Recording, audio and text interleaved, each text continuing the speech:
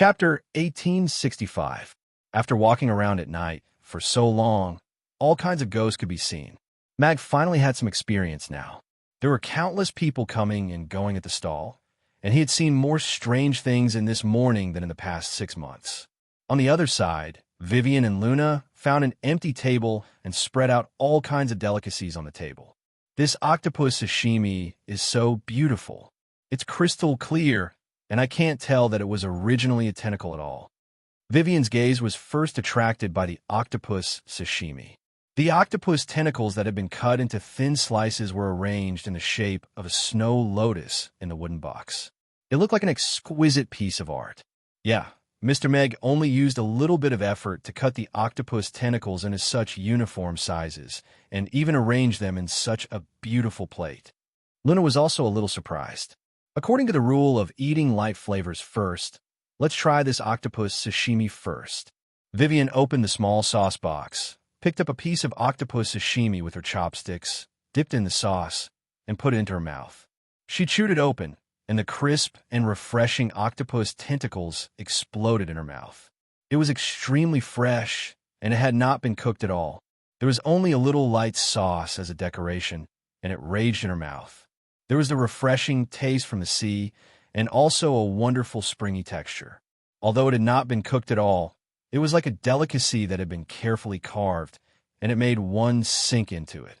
After a while, Vivian opened her eyes and looked at the sashimi in front of her. She exclaimed, "This taste is simply indescribably wonderful. Is it really that delicious?"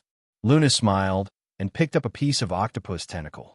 She was actually a little resistant and afraid of uncooked meat. It always made her think of fresh blood and tendons that couldn't be bitten off. However, this octopus sashimi was simply too beautiful. The thin piece was translucent, and one could see the exquisite and peculiar patterns on it like jade. It did not have the slightest fishy smell of uncooked seafood. Instead, it had an elegant fragrance. He dipped a corner of the sashimi into the sauce and put it into his mouth. Biting down lightly, the octopus tentacle was already brittle, and a trace of sweetness blossomed.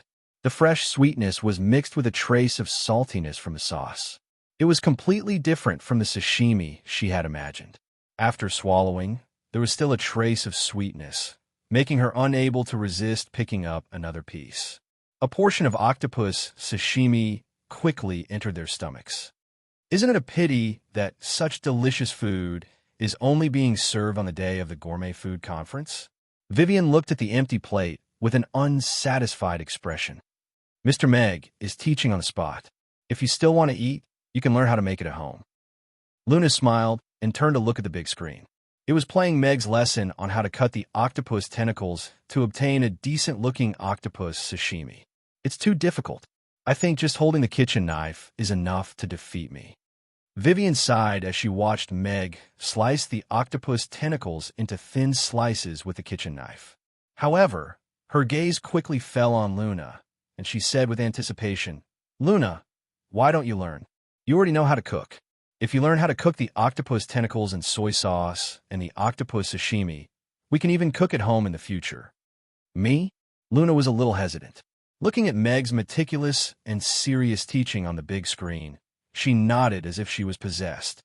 "Then let's start the main course. Let's try if this octopus tentacle and soy sauce suits our taste." Vivian's target turned to the octopus tentacles and soy sauce at the side.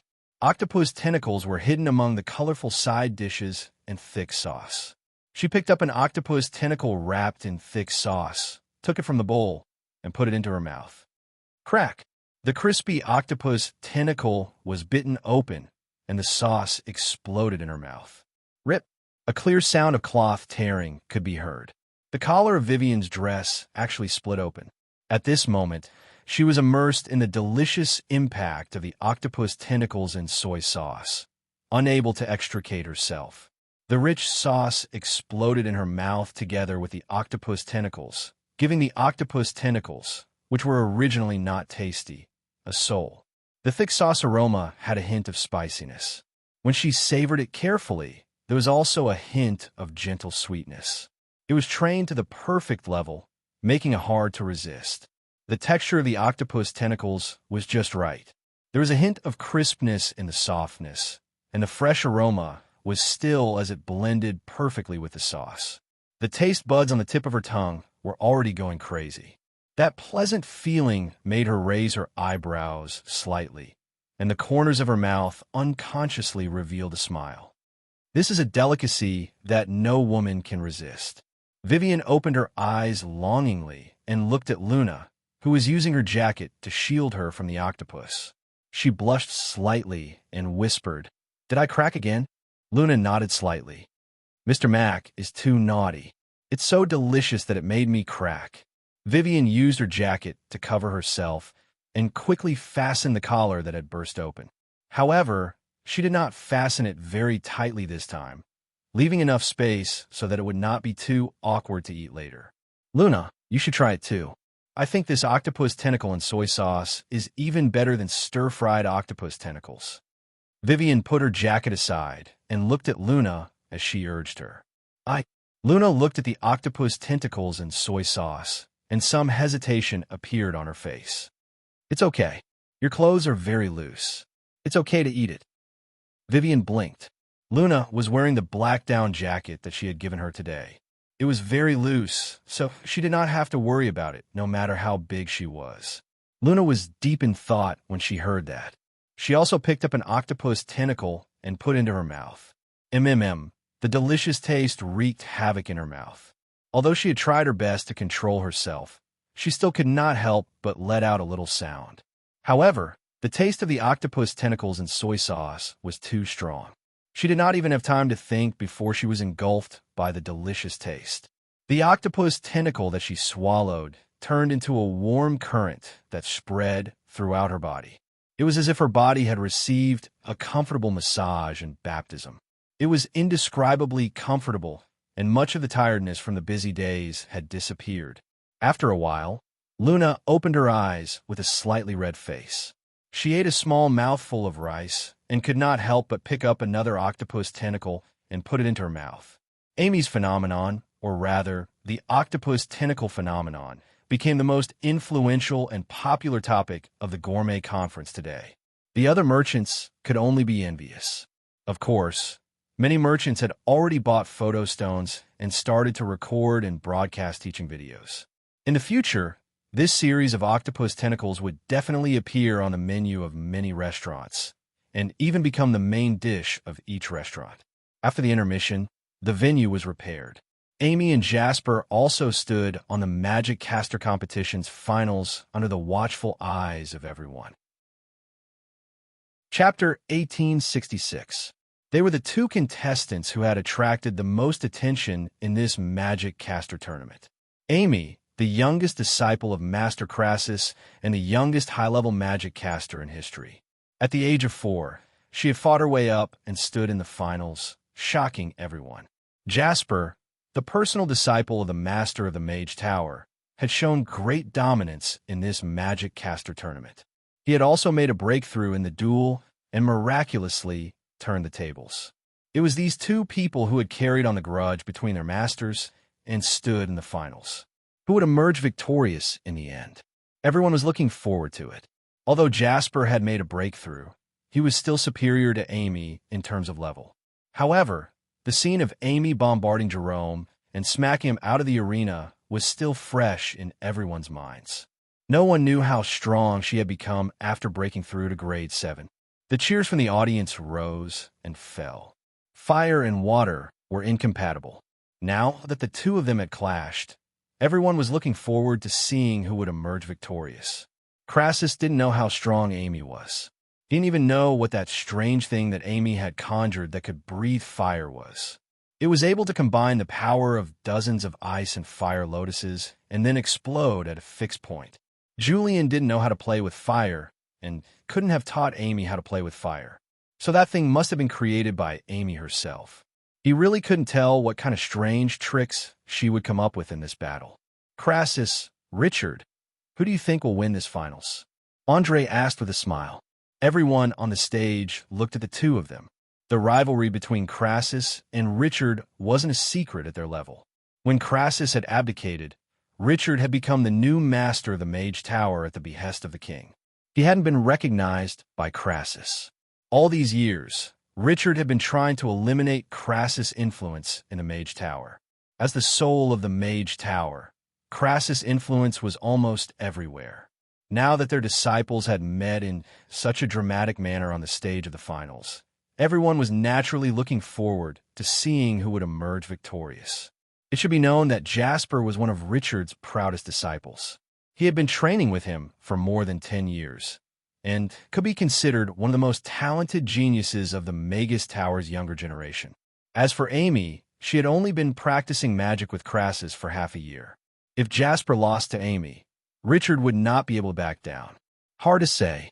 Crassus shook his head slightly. I don't know what kind of magic Amy will use, or what kind of fighting style she will use to win this duel, but I'm sure that becoming a senior magician has given her endless possibilities. Everyone was surprised by Crassus's answer. With Crassus's personality, he actually said something so conservative. I believe that Jasper's talent is outstanding among the younger generation of disciples. If he can achieve a breakthrough in this battle, it will be of great benefit to him. He will definitely be able to obtain victory in the finals.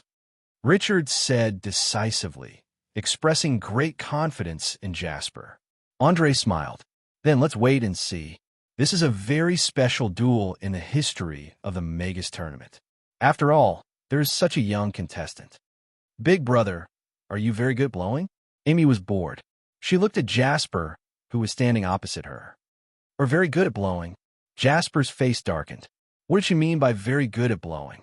He had almost been blown to death by Alden. Amy saw that Jasper did not reply, so she continued. Then how are you going to hit me later? I'm quite good at taking hits. Jasper glanced at Amy. He could not tell how this small body could take hits. He felt that a small stream of water would be enough to send her flying. I'm so bored. Do you want to listen to music?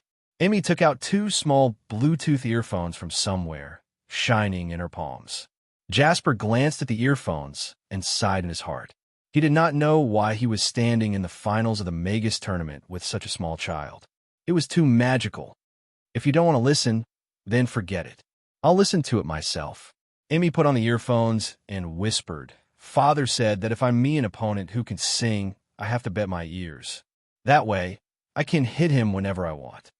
The finals of the Magus tournament officially begin. The host's voice rang out. Jasper's gaze sharpened. He pointed his magic wand, and a stream of water as thick as a bucket appeared 3 meters in front of Amy, crashing towards her. I'm here to deliver water. Amy raised her left hand. The stream of water stopped in front of her, and then solidified into a 2-meter-long icicle. Go! Amy casually swung her magic caster's staff, and the hovering icicle flew towards Jasper with a whistling sound. Water veil, rise! Jasper raised his hand and set up a water veil in front of him. Bang! The icicle hit the water veil, splashing water everywhere. However, it was as if it had hit a strong wall.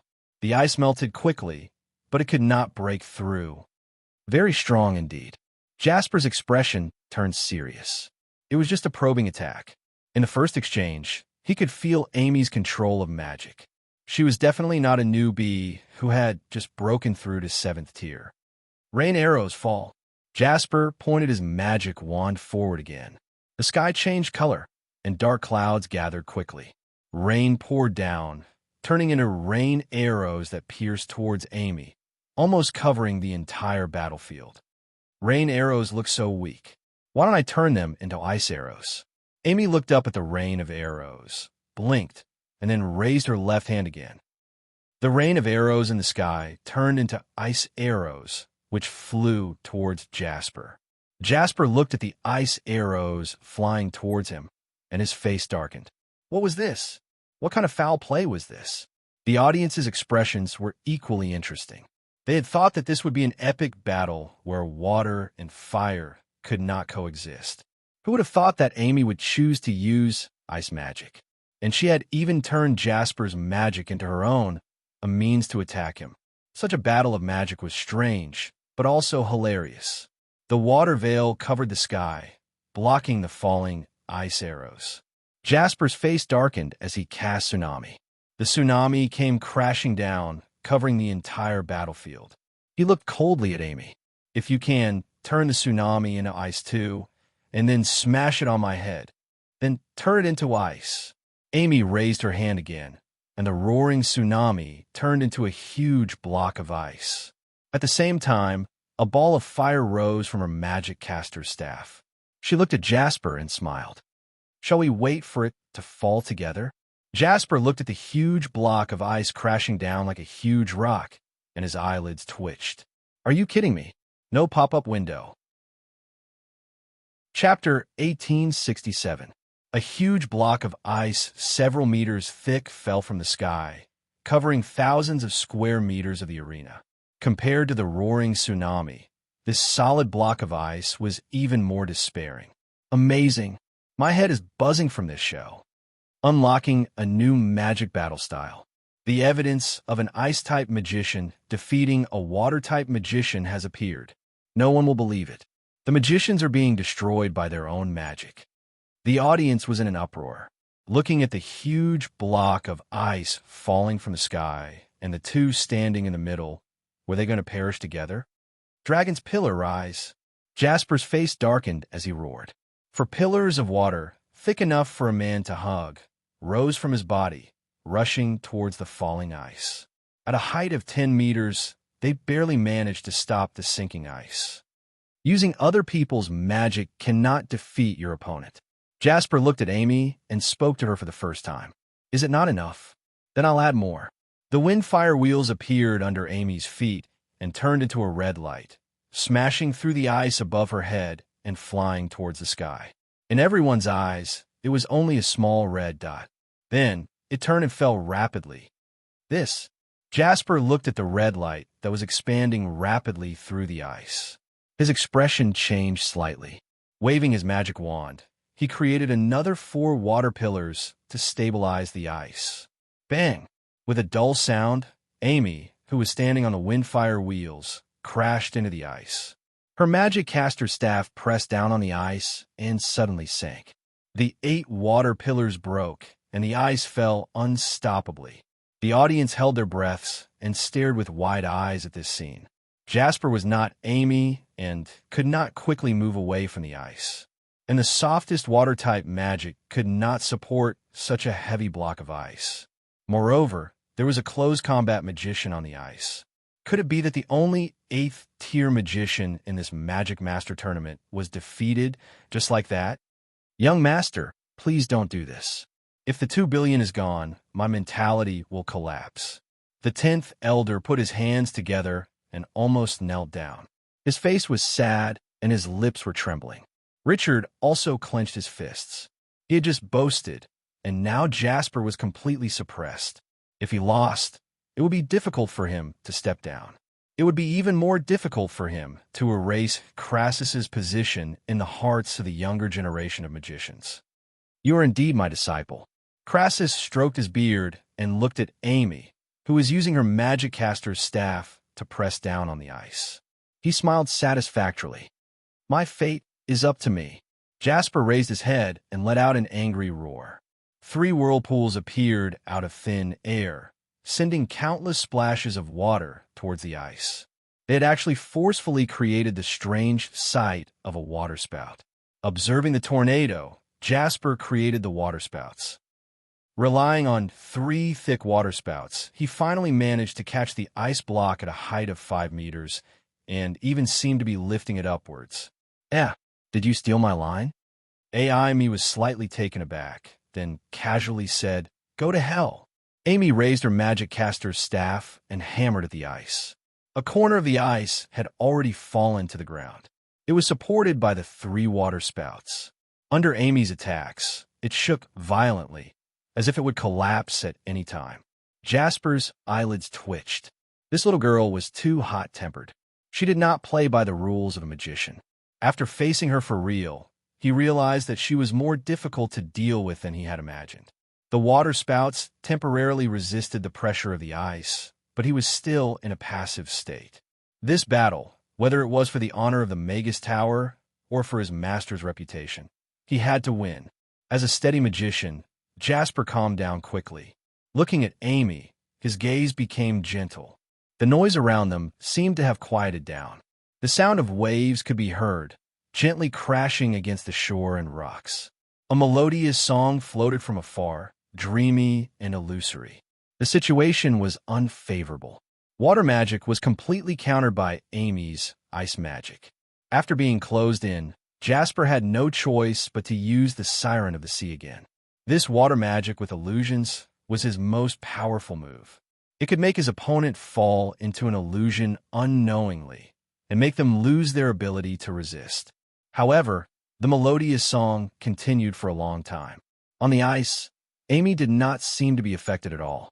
She was still waving her magic caster's staff and hammering the ice crazily. The 3 water spouts wobbled, as if they would collapse at any time. It's ineffective? Jasper was stunned.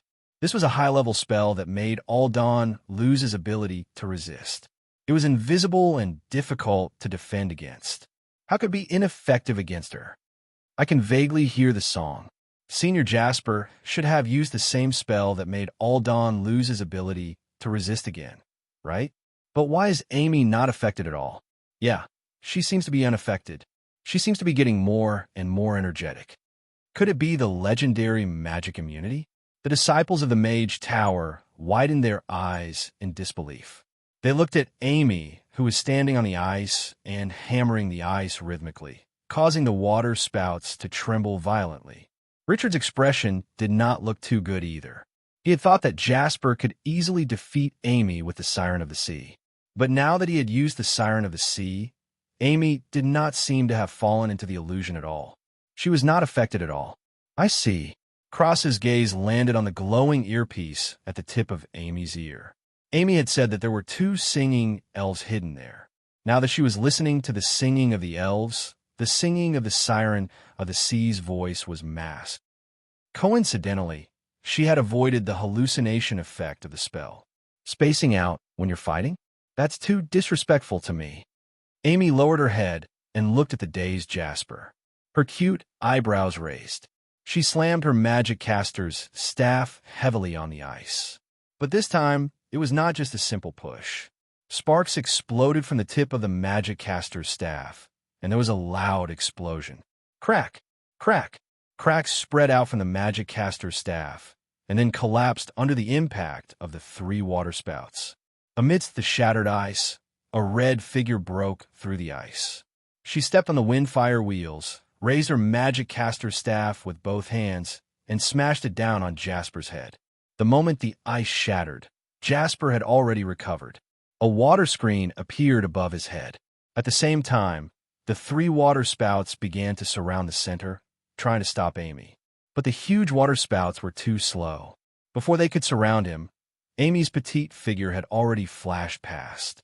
She appeared above his head, and then smashed the water screen with her staff. The huge impact caused the water screen to tremble violently, almost shattering on the spot. Red flames rose from the tip of the magic caster's staff. The hot flames vaporized the water screen quickly, thinning it visibly. However, just as the water screen disappeared, countless mirror-sized water screens suddenly appeared in the battleground. Jasper stepped in the water screen in front of him, and then disappeared. Chapter 1868. The magic caster's staff fell and turned the water curtain into a mist, but missed its target. Jasper's figure appeared on every water screen. He looked at Amy and said seriously, "You are very strong, stronger than anyone imagined, but I will not lose to you so easily." Is this the infinite aqua escape? So strong. Senior Jasper's resilience in the face of adversity is amazing. As long as the water screens are not destroyed in one go, then Senior Jasper can keep creating new water screens. There is no way to defeat him. The disciples of the Mage Tower cheered and heaved a sigh of relief. At least the outcome was not decided, and there was still hope. The audience, who did not know what was going on, cheered as well. This fancy battle with all kinds of strange fighting styles was much more interesting than the simple exchange of spells, especially when they saw little Amy wielding her staff and chasing after the top seed of the Mage Tower. It was hilarious and exciting. So is it time to play hide and seek? Amy tilted her head and looked at Jasper in the water curtains. Her gaze was filled with eagerness. As soon as she finished speaking, she had already transformed into a ray of light. Wielding her Magicaster staff, she smashed through the water curtains. Water splashed everywhere, and mist rose. The water screens could not withstand a single blow from Amy's Magicaster staff. But every time a water screen was smashed, a new one would appear anywhere on the battlefield, multiplying and multiplying. Like this, you won't be able to find me. Jasper's mocking voice rang out. There was a hint of satisfaction in his smile as he regained control of the situation. It's not right for you to play hide-and-seek like this. You won't have any friends. Amy stomped her foot and said angrily, "This is a battle, not some hide-and-seek." Jasper's voice rang out. From the water screens in all directions, pillars of water suddenly flew out, rushing towards Amy. "If that's the case, then I won't play with you anymore." Amy slammed her Magicaster staff on the ground. A huge hexagonal snowflake bloomed under her feet, and the frosty air rushed out in all directions. Everywhere it passed, the water column froze into ice and fell to the ground with a clatter. The gushing water curtain froze into an ice mirror. Jasper's expression froze. In the blink of an eye, the entire battlefield was frozen in ice. Explode. Amy raised her Magicaster staff and released a blazing flame. Extreme cold and extreme heat collided in an instant. Bang! Bang! Bang! The ice mirrors erected on the battlefield immediately shattered into countless ice shards and were vaporized by the flames. In the corner of the arena, Jasper appeared. His expression changed drastically. The infinite water escape technique has been broken. The crowd was in an uproar as they looked at Amy in amazement. Her ice magic had controlled the field, and her fire magic had caused the entire field to explode. Such adaptability and control of magic was truly astonishing. Everyone looked at Jasper, who was standing at the edge of the arena, and suddenly felt a pang in their hearts. His magic was completely countered, and Amy's messy yet headache-inducing battle style was too much for this talented young magician from a famous school to handle. "It's over." The 10th elder fell to the ground at the entrance of the casino. He felt as if his soul had been sucked out of his body. This time, not only was the casino a waste of money, he might even have lost the entrance fee to the Magus Tower. "Looks like this precious disciple of yours still needs a few more years of practice." Crassus stroked his beard, the smile on his face growing brighter. If not for the fact that Julian's ice magic coincidentally countered her, it would not have been easy for her to win with her fire magic, Richard said coldly, his face dark. "Found you." Amy looked at Jasper, a smile spreading across her face. Stepping on her windfire wheels, she turned into a ray of light and rushed towards Jasper. Jasper hurriedly erected another water curtain, but before it could take shape, it was shattered by Amy's staff. The Magicaster's staff appeared before him. The red tongue of flame almost burned his nose, but stopped in the end. A drop of sweat slid down the tip of Jasper's nose. The aggrieved feeling of defeat and indignation welled up in his heart. He couldn't help but say angrily, "Why didn't you stab it?" "Because you lost." Amy kept her Magicaster staff and glanced at Jasper's feet. Jasper lowered his head, and only then did he realize that the Magicaster staff was coming at him. He instinctively took 2 steps back and was already out of the battle zone. Number 0, Amy wins. The referee's voice reverberated throughout the entire venue. After a moment of silence, the cheers almost filled the sky. A 4-year-old girl who wasn't favored, a surprising contestant with number 0, stood on the stage of the finals just like that, defeated the top contestant, and became the champion of this year's Magicaster tournament. This was destined to go down in the history of the Roth Empire and become an indelible legend of the Magicaster tournament. And those who witnessed it would probably not forget this battle for many years to come. After Irina won the championship 12 years ago, the Magicaster tournament was won by a half-elf. Irina's record of being the youngest champion back then was also broken on this day. After Irina won the championship at the age of 16, She became a great magic caster in just 3 years and suppressed the younger generation of magic casters to the point that they couldn't breathe. Her abilities were also beyond the reach of the older generation of magic casters. In the foreseeable future, Amy would also become a rising star in the magic world, and she might even become the brightest star among them. She was only 4 years old, and her future was limitless. This, the new generation's great demon king. Is she born just like that? Next time when you go out and see children, be more polite. You might not be able to beat them. This is too cruel. Master Crassus has really taught a deity. A 4-year-old high-level magic caster. Her starting point is an end point that I might not be able to reach. The disciples of the Magus Tower were a little dejected. They felt sorry for Jasper and also for themselves. Irina was automatically excluded from the younger generation because she was too powerful. The young magic casters didn't even have time to heave a sigh of relief before a half-elf with even more terrifying talent appeared. She was only 4 years old, and as she grew older, her abilities would continue to grow. And before she officially became a great magic caster, the young magic casters and even the middle-aged magic casters could become her stepping stones. She was only 4 years old. As long as one thought of this fact, one would lose the will to cultivate, and their thoughts would be muddled. She won. She won. She really won. The butler beside Abraham was so excited that his face was red, and he almost jumped up. Little boss is awesome. Abraham also jumped up from his chair, clenching his fists and shouting loudly. 2 billion. This wasn't a small sum of money to him. Let's go and collect the money. Once we get the money, I'll give half of it to little boss. Abraham rubbed his hands and laughed, and led the butler towards the gambling den. Hurry, hurry, hurry, keep the money and guard the door.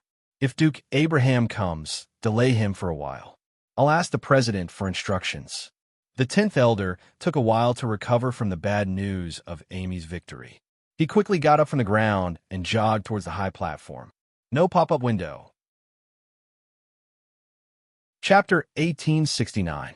All the big screens were focused on Amy, giving this new champion enough attention.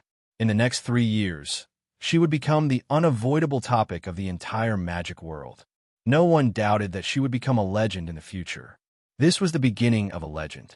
Their respect for Master Crassus made them overlook Amy's half-elf identity, and the exciting battles made Amy gain their respect. Next door, Cassidon, who had just won the juvenile category, looked at Amy in the center of the screen and was speechless.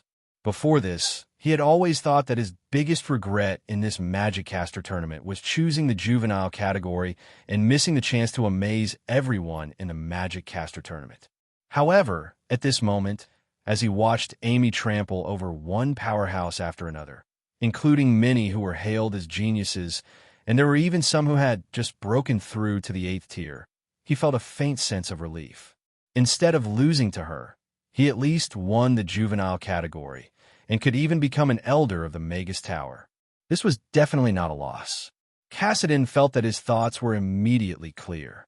It's a pity that such a talented little magic caster doesn't belong to the Roth Empire. Andre laughed heartily as he looked at Amy. He didn't hide his admiration and fondness for Amy at all. Crassus raised his eyebrows and narrowed his eyes, but he didn't take the initiative to reply. Father values talent. Why not invite this little magic caster to join the Magus Tower from Master Crassus and let the Magus Tower's resources help her improve faster in her cultivation? There are also many 10th tier great magic casters who can train her. Josh, who had been silent all this while, said with a smile. Josh's words make sense. Andre nodded and turned to Crassus. Crassus, what do you think? The king values talent. Of course, I'm happy for Amy. Crassus smiled as he turned to Josh with a cold gaze. But what do you mean by that, Your Highness? Are you saying that I can't provide Amy with enough cultivation resources? Or are you saying that old man Julian and I can't compare to the trash in the Magus Tower? Everyone from the Magus Tower wore peculiar expressions upon hearing this.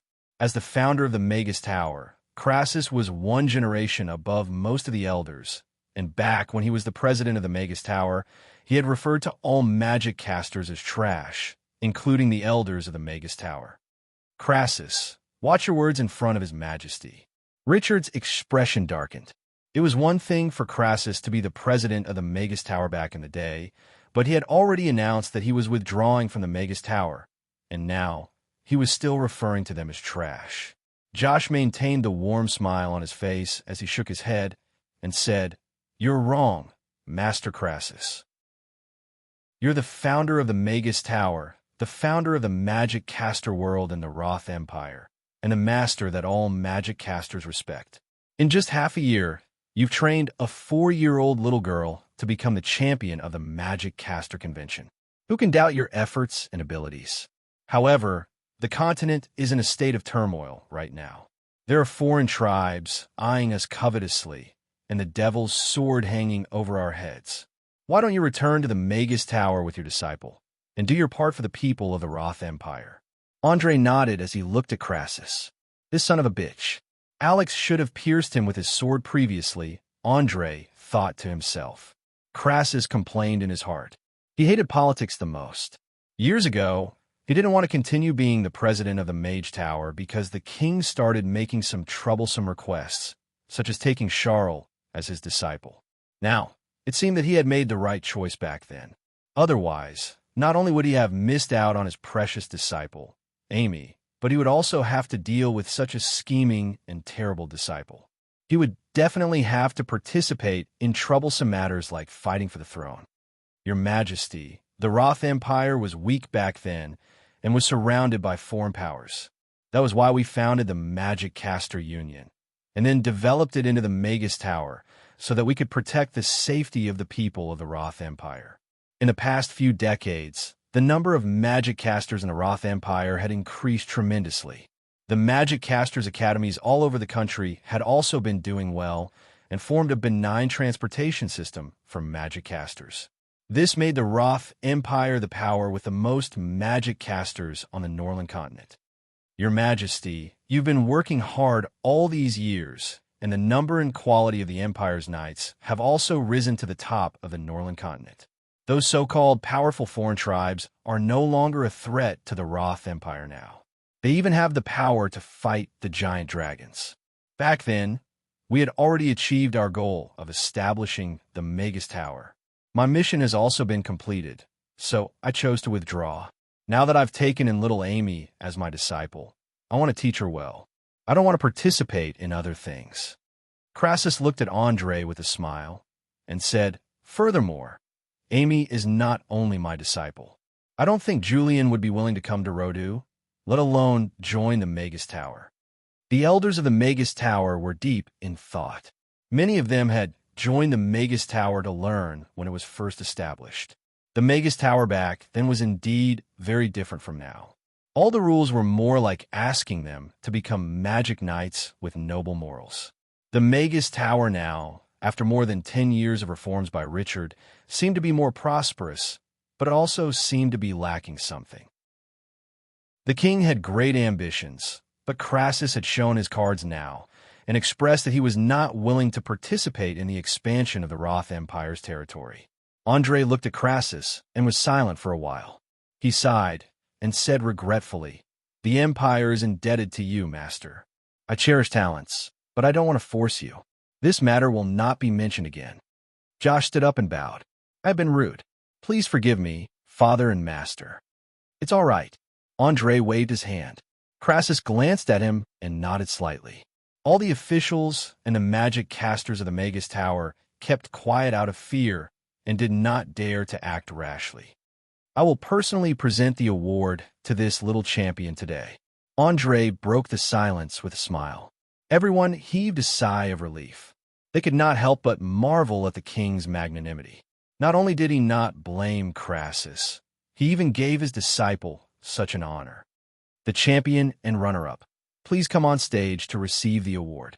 The rest of the qualifiers will be held tomorrow to determine the final 32. The MC's voice rang out again. "Then I will go and receive the award." The magic caster's staff in Amy's hand quickly shrank, and she kept it. She skipped towards the stage and casually took out a strawberry-flavored lollipop. She quickly peeled off the wrapper and put it in her mouth.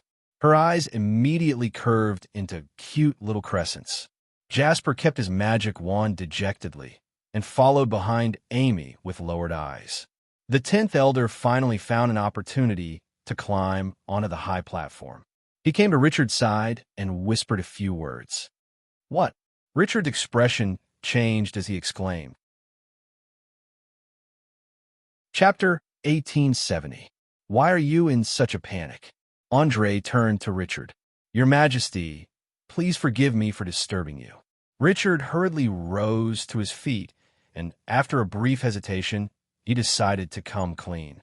The 10th elder said that Duke Abraham placed a bet of 20 million copper coins on Amy, and the payout was 100 to 1.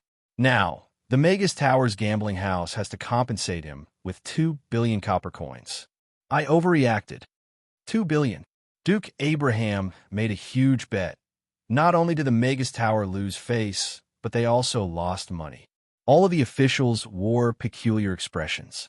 Duke Abraham wasn't on the stage today, and he was watching the competition from somewhere. Even the president of the Magus Tower couldn't remain calm. The elders of the Magus Tower were also panicking. That was 2 billion copper coins. Would they lose all of their salaries as well? This Abraham sure is interesting. He's even more confident than I am that Amy will win. Crassus also raised an eyebrow. He hadn't thought of taking advantage of the Magus Tower's wealth. This Abraham. Andre didn't know whether to laugh or cry upon hearing this. He knew that 2 billion copper coins was no small sum for the Magus Tower. All of the preparations for the Magus Tower had taken half a year, and in the end, all of it had gone to Abraham.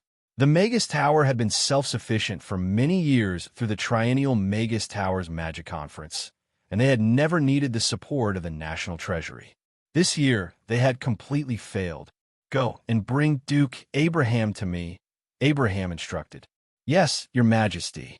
2 guards quickly followed the 10th elder toward the gambling house. "Hey, is your casino trying to go back on your word?" Abraham frowned as he looked at the servant blocking the door with a gambling ticket in his hand. "Your Excellency the Duke, you must be joking. How would we dare to go back on our word? It's just that the elders aren't here right now, and we can't take out 2 billion for you.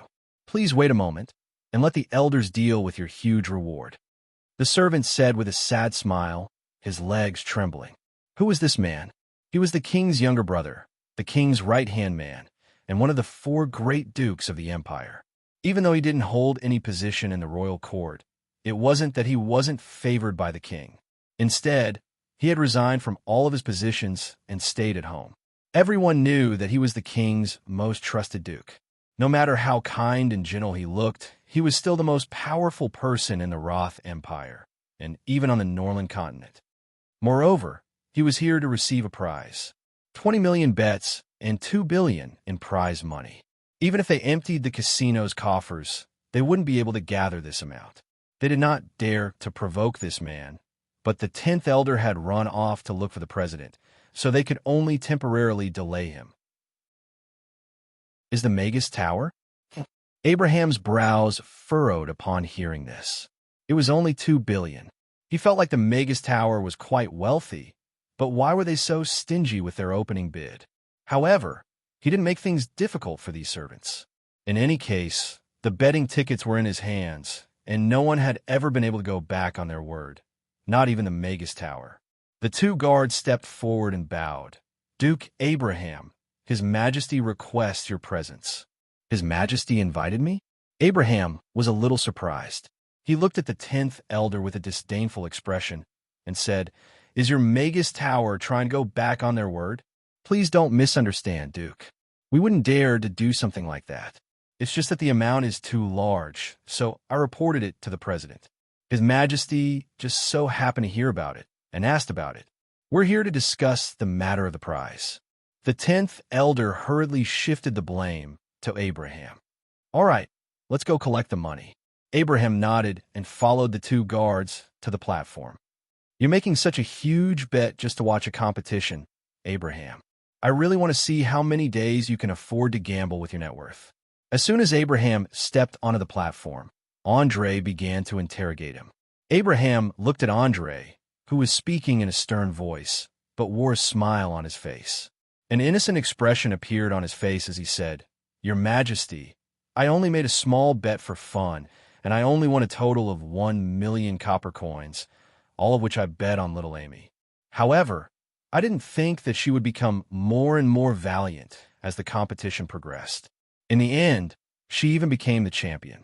I also wanted to keep a low profile, but little Amy's strength didn't allow me to do so." All of the officials' lips twitched upon hearing this. His tone and words were really asking for a beating. The elders of the Magus Tower were also rather perplexed. No one could have imagined that Amy would become the champion, and no one would have thought that someone would bet on Amy from the very beginning. Andre couldn't help but burst into laughter upon hearing this. "So you're saying that you won this 2,000,000,000 copper coins by luck? As you know, I've always had good luck." Abraham nodded with a smile before turning to Richard. "Could it be that the Magus Tower doesn't want to pay me the prize, so they're here to look for your Majesty? Isn't that a little too much for an honest man?" Richard was just about to say something when he heard this. An honest man like him was definitely not honest at all. "Nonsense. Do you know what kind of existence the Magus Tower is? Since they dare to set such high odds, they naturally won't go back on their word and deduct your prize." Andre's expression became serious as he looked at Richard. "Isn't that right, President Richard?" Richard's eyelids twitched upon hearing this, but he could only nod in agreement. "Your Majesty is right. The Magus Tower will be sure to provide Duke Abraham with the prize money. Please give me 3 days to prepare, and the Magus Tower will send someone to deliver the prize money to your residence. Seeing as President Richard has made such a promise in front of your Majesty, then I have no objections." Abraham nodded with a smile. Everyone on the platform finally understood what was going on. This was the real brother of the Magus Tower. The king wasn't trying to avoid the Magus Tower's debt. Instead, he was supporting his brother and ensuring that the Magus Tower would give him the money. "Since you're already here, then take a seat here. After the award ceremony, come back to the palace with me," Andre instructed. "Yes, your Majesty." Abraham nodded and sat down on the chair that Andre had added for him. Even Josh had to move aside to give him a seat. Amy ascended the platform under the guidance of the staff, and the venue gradually quieted down as they waited for the important moment of the king's award ceremony for Amy. "Master, I've won the championship," Amy exclaimed as she blinked at Crassus. "Not bad, not bad." Crassus stroked his beard and nodded with a profound expression, as if everything was already within his expectations. The MC led Amy to the center of the platform, and Jasper could only stand by the side and wait. "Please give a speech and present the prize to the champion, your Majesty," the MC said respectfully. Chapter 1871. After the busiest time in the afternoon, Meg put up a rest notice and reopened for business after an hour of rest. Meg brought the ladies back to the restaurant straight away. He treated them to a delicious meal first before letting them rest in the restaurant to prepare for the busy day ahead. Setting up a stall is actually so tiring. It's even more tiring than working in the restaurant. Yabamia was lying on the table with a cup of fatty Big C in her hand, and her voice was a little hoarse. "Yes, there's so many people. It feels like everyone in Chaos City is here." Phyrus nodded. She had been pretending to be an octopus until her hands went limp. "Everyone has worked hard. After today's work, I'll give everyone a day off tomorrow." Meg looked at everyone with a smile. He had underestimated their enthusiasm. Everyone was indeed tired today. "Long live Boss." Yabamia cheered. Even if they work hard today, they could sleep in tomorrow. Smiles appeared on all the women's faces. "But Boss, you said that we don't have to set up the stall tomorrow, but we still have to sell the octopus tentacles. Who will manage the stall then?" Yabamia asked Meg again. "Don't worry about that. I'll get the staff from the seafood shop to take over." The training for the seafood shop staff had already been completed, and it was time for them to gain experience. Besides, he also planned to double the number of staff in the seafood shop. The seafood shop's business would soon welcome a period of rapid growth. If everything went well, the expansion of the first branch would be launched soon. On the other side, at the entrance of the delicacy conference, The customers who came because of its reputation looked at the temporary rest notice hanging in front of the stall and were all a little confused. Since when did the vendors of the delicacy conference have rest time? The big screen was still playing the recorded video. All kinds of delicacies were being cooked by Meg, and people couldn't move their feet. The surrounding merchants looked at the resentful customers in front of the empty stall with complicated expressions.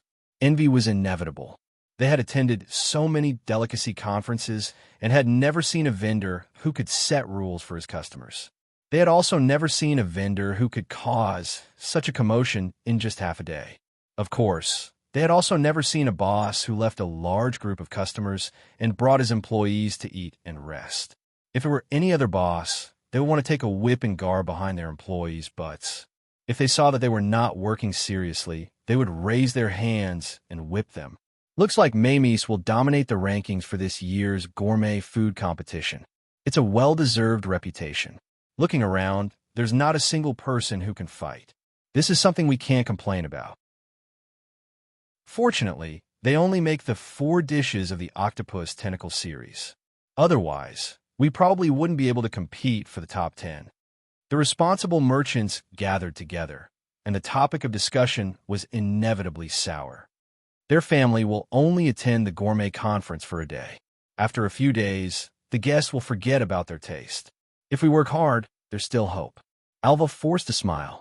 Such a good port, with so many customers, such a high price, and such fast service speed, they're only participating for one day. Everyone was surprised.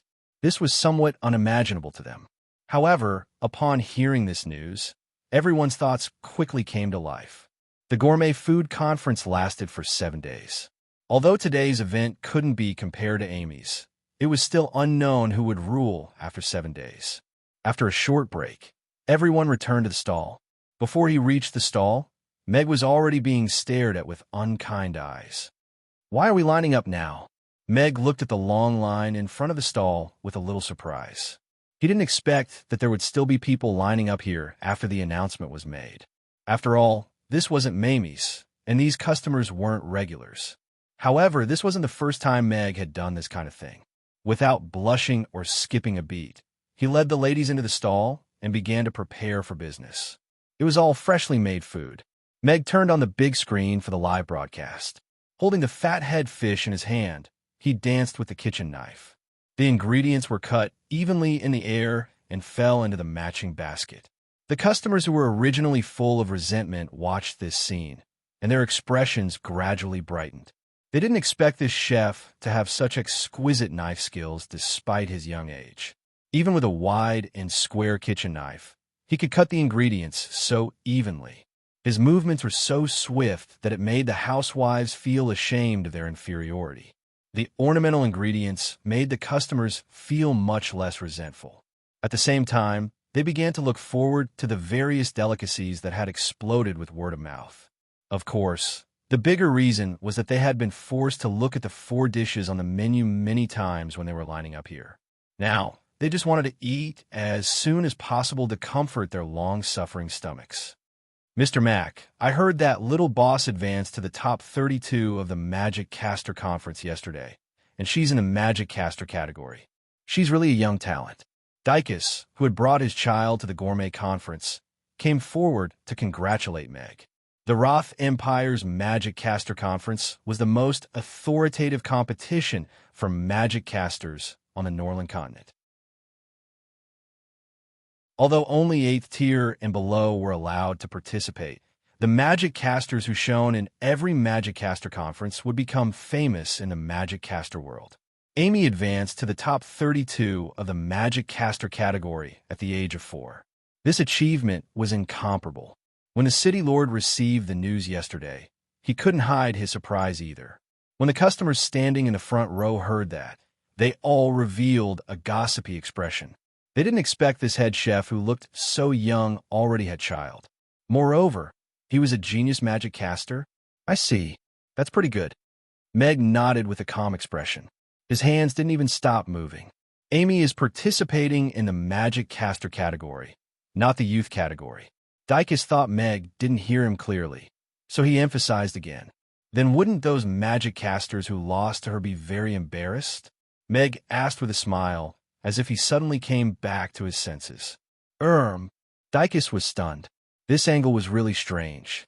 However, after thinking about it, he still nodded and said, "It should be a little awkward. Amy is good at everything, but she's not good at acting. Otherwise, she could have made them lose in a more dignified manner." Meg sighed with some regret. Dicus glanced at his son, who was happily munching on a biscuit, and suddenly felt that his son was being naughty. "Father, I want to eat this cute little ball." His son stretched out his chubby little hand and pointed at the octopus ball. "This?" Dicus looked at the time, and then at the long line behind him. He hesitated. He still had to go back for a meeting later, so he wouldn't have time to line up. "Wait for a while. Give the child a serving of octopus ball." Meg smiled. "Anyway, there's still a few minutes before the break ends. I'll make one for him alone. No pop-up window." Chapter 1872. The customers in the line looked at the little boy enviously. They had been waiting in line for so long, and they didn't expect the little boy to be the first to eat the octopus balls. "Boss, that's not right. Didn't you say we have to wait in line?" An orc in the back said impatiently. "Yeah, we're all waiting in line. You set the rules yourself, so how can you just let others do it?" A few people immediately chimed in. "Let's forget about it. We'll come back next time." Dicus didn't want to make things difficult for Meg, so he took his son's hand and prepared to leave. However, Meg stopped him. Then, he raised his hand with a smile and said to the customers, "The break ends at 2 p.m. sharp. There's still 6 minutes left for my private time. I will make a set of octopus balls for my friend's little friend, and we will start business at 2 p.m. sharp. I'm a punctual person, and I hope you'll be the same." Everyone looked at the expensive watch, and it was indeed not 2 o'clock yet. The complaints gradually died down. "Wait a moment, little boy." Meg smiled at Dicus' son, Udir, and scooped up a small spoonful of batter and poured it into the preheated octopus balls on the plate. Dicus was a regular at Mamie's, and he was indeed an old friend of Meg's. He was basically in charge of the matters at the city lord's castle. Udir was about the same age as Amy, and the timing was just right, so Meg was naturally happy to make him a special octopus ball.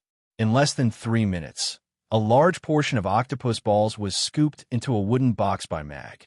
He squeezed some sauce on it, sprinkled it with mojito and seaweed, and passed it to Udir, who was already salivating. "Be careful, it's hot. Eat it later." "Thank you, Uncle." Udir accepted the octopus ball with both hands and thanked him politely. "Thank you, Mr. Mac." Dicus took out a silver coin and handed it over. "It's okay, it's for the child." Meg didn't take it and shook his head with a smile. "Okay, I'll invite you to my house next time. This little guy doesn't have much, but he has a lot of toys. I'm sure you'll like them." Dicus took the money and left with Udir and Meg. Meg cleaned up the grill, scooped up a big spoonful of paste, and began his performance. The octopus ball's roasting plate was never empty in the morning, so there was no way that it couldn't be sold. It should be the same in the afternoon as well. And the guests who had been waiting for a long time finally got to enjoy the miraculous splashing into pellets. Holding a slender bamboo stick in his hand, Meg transformed into a swordsman with exquisite swordsmanship. The small pellets seemed to be dancing on the tip of the sword. At 2 o'clock sharp, the stall opened for business on time, and the first batch of octopus balls was also completed. The queue that had been stagnant for a long time started to move again. In the solemn award ceremony, the king personally presented the trophy. This kind of honor was enviable. "Thank you." Amy held the trophy that Andre presented to her with both hands. The golden trophy reflected her adorable, smiling face and those sparkling eyes. "Little Amy, you have great talent. If you like the Roth Empire, you can join at any time," Andre said to Amy with a kind smile. "Well, I have to consider it. I have to ask Father first." Amy blinked and didn't agree directly. The participating magic casters below the stage looked at Amy with envy and jealousy. Holding this trophy was equivalent to getting a pass to the upper echelons of the Roth Empire. Furthermore, His Majesty the King had personally recruited him. How glorious was that? However, Even if she didn't win the championship, with her talent and identity as Master Crassus' disciple, she was already standing in the upper echelons. Jasper, who was standing at the side, had a complicated expression. He should be the one standing in the middle. But today, he was defeated by a 4-year-old little magic caster, and his pride was shattered. He could only be a supporting character. Andre smiled and didn't mind Amy's refusal. He turned and walked toward Jasper. Jasper immediately straightened his body. Looking at His Majesty, who was walking towards him, his heart started to beat faster. Was His Majesty going to present him with an award too? But according to usual practice, the runner-up wouldn't be able to enjoy such an honor. Why, Jasper, right? You are an outstanding magic caster. You are young and promising, and you don't give up easily. You have great talent and creativity and can be said to be a role model for the younger generation of magic casters. I have high hopes for you, and hope you can become a pillar of the country. Andre came in front of Jasper and handed him the silver trophy with praise. Thank you, Your Majesty, for your appreciation. Jasper immediately bowed and received the trophy. His voice was trembling with excitement, but his hand holding the trophy was exceptionally steady. His Majesty was personally presenting the trophy. What an honor this was. Moreover, he was in second place. His Majesty's words ignited the fire in his heart that had been despondent and desolate once again. His Majesty is actually giving Senior Jasper an award personally. Looks like even though he lost to Amy, His Majesty still has high hopes for him. The little girl is, after all, of a different race. She can't be loyal to the Empire, so His Majesty chose Jasper. The disciples of the Mage Tower and the participating magic casters could not hide their surprise. At the same time, they could guess what Andre was thinking. This should be worth a lot of money, right? Is it real gold? I heard the old man next door say that one bite can leave a mark on it. Then it's real gold. Amy did not seem to care about what was happening around her. She only stared at the trophy in her hands. After thinking seriously for a while, she opened her mouth and took a bite of the trophy. She opened her mouth and looked at the 2 rows of shallow teeth marks on the shiny trophy. Her eyes lit up. It's real gold. This scene was caught by many people. Although they did not know what she was doing, they were still attracted by her adorable look. The ceremony for the Magic Casters group ended. Amy carried the trophy back to Crassus' side and whispered, "Master, this is made of real gold." Crassus glanced at the golden trophy that Amy was hugging tightly. Even trophies nowadays are being cheapened. Look, I just secretly took a bite and left a mark. Amy turned the trophy around, and the 2 rows of shallow teeth marks were clearly visible. Crassus reached out and flicked the trophy. The melodious echo echoed in the cup for a while, before gradually disappearing. "Child, your teeth are so good. You can even bite the dragon roar stone." Crassus's expression was strange, and he could not help but sigh in his heart. The award ceremony for the junior category proceeded. Cassidy received the trophy from Richard amidst a wave of boos, and walked off the stage with a red face. Life is full of ups and downs. Don't bully the young for being poor. Cassidy will definitely be back in 3 years. Cassidy walked off the stage, clenched his fists, and said in a deep voice, what he had lost today, he would definitely get back twice as much next time. Master, is the championship trophy of every Magic Caster tournament made of gold? Then, can I come again next time? At this moment, a little girl holding the golden trophy walked past him. Plop! Cassidy knelt down. Chapter 1873. Boss, our port this time is better than last year's, but the traffic is all attracted by Mamie's. Furthermore, those customers are carrying the things they bought from Mamie's, and they are eating and shopping at the same time. They just skip over our place. We can't go on like this, the shop assistant said with a gloomy face at the stall selling shortbread, diagonally opposite Mamie's stall. The middle-aged boss with a big, oily belly touched his bald head and also felt that he was going bald. SMA shortbread made a name for itself last year with a fried shortbread. With its cheap price and decent texture, it became the most popular delicacy at the Gourmet Cuisine Conference. And with the fame brought about by the Gourmet Cuisine Conference, they opened 10 branches in Chaos City from a street stall in just a year. They could be called a legend in Chaos City's culinary world. They got a better location at this year's Gourmet Cuisine Conference, which was closer to the entrance. SMA was ready to go all out and transfer the outstanding employees of all the branches here.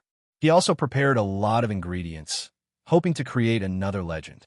They had opened many branches in the past year. Behind the glory, only SMA understood the lack of continuity of the fried shortbread. After the popularity of the Gourmet Cuisine Conference, the profits of the branches decreased day by day, and a few of them even fell into losses. Hence, he had to make SMA shortbread famous again in this Gourmet Cuisine Conference. And his ultimate goal was naturally the Gourmet Cuisine rankings. As long as he could get into the top 5 of that ranking, he wouldn't have to worry about SMA shortbread's business for the next year. He could even open 10 more branches. Anyway, it didn't take a brain to duplicate a shop. He was very familiar with this job.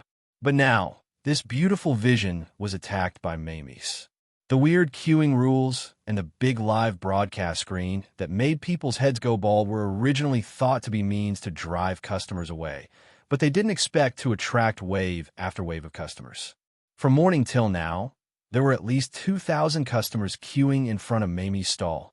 As for those who watched for a while before leaving, there were more than 10,000 people. In their shop, from morning till now, they had sold less than 1,000 fried shortbread and all kinds of shortbread. This wasn't 1,000 octopus balls that cost 40 copper coins, but 1,000 fried shortbread that cost 3 copper coins. The 10 odd employees stared at each other and were so bored that they started to watch the live broadcast. If this continued, not only would this gourmet conference be a total loss, but there would also be no hope of getting on the list. The goal of reviving Seema's shortbread and becoming bigger and stronger would also become an extravagant hope. This won't do. I have to think of a way to increase my popularity. Even if it's shit, as long as it looks like it's eaten by a lot of people, it can jump to the top of the rankings. Seema's mind was very happy. He had used a lot of little tricks to make the fried shortbread popular at last year's gourmet conference. When it came to getting on the rankings, strength was one thing, but skill was equally important. The deep-fried shortbread tasted better than the shortbread sold on the streets, but the cost was about the same. After being fried in the oil pan, each and every one of them shone with a golden light. They seemed to be of a higher grade than the shortbread. They were wrapped in a paper bag and sold for 3 copper coins, which seemed very cheap. This big pot of oil didn't cost much, and it wouldn't be a problem to use it for half a year. It was filtered every night, and some bleach stones were thrown in. The next day, there would be a new pot of oil. In the last gourmet conference, the surrounding food was all priced at more than 10 copper coins. The cheapest boiled potato was 8 copper coins with a sprinkle of salt. He decisively lowered the price of the fried shortbread by 1 copper coin and made the fried shortbread into a popular product at the super low price of 2 copper coins. In fact, there was no skill involved. It was just a contrast to his peers. But this year, he had changed to a good port, but it was matched with Mamie's Octopus series of delicacies that had become popular by relying on hard strength. The price of 3 copper coins was 10 times cheaper than the other party's cheapest octopus balls, but still no one was interested. Could it be that the world has changed? These guys would rather spend money to eat good food than eat fried shortbread that cost 3 copper coins? Seema frowned. In terms of taste, the fried shortbread was really not delicious. It was just cheap, chewable, and filling. Why don't we play a big one this time? Seema's eyes suddenly lit up. He quickly clenched his fist and turned to look at the shop assistant who had spoken earlier. Go, find a signature shop that we often work with and get a sign that says free fried shortbread to eat. It has to be big enough and eye-catching enough. The shop assistant and the shop assistants who were in a daze behind were stunned when they heard that. You mean free? The shop assistant asked uncertainly. Yes, free. These guys are too stingy. Even if they just watch, they won't come and eat our fried shortbread that costs 3 copper coins. They can't earn money, and they can't earn money from yelling.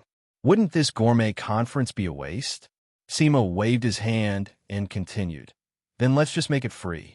We'll lose money and yell. Let's open the market first. Then in the future, will we still need money to sell shortbread in the shop? Do we still have a salary? The shop assistant asked in a low voice, confused.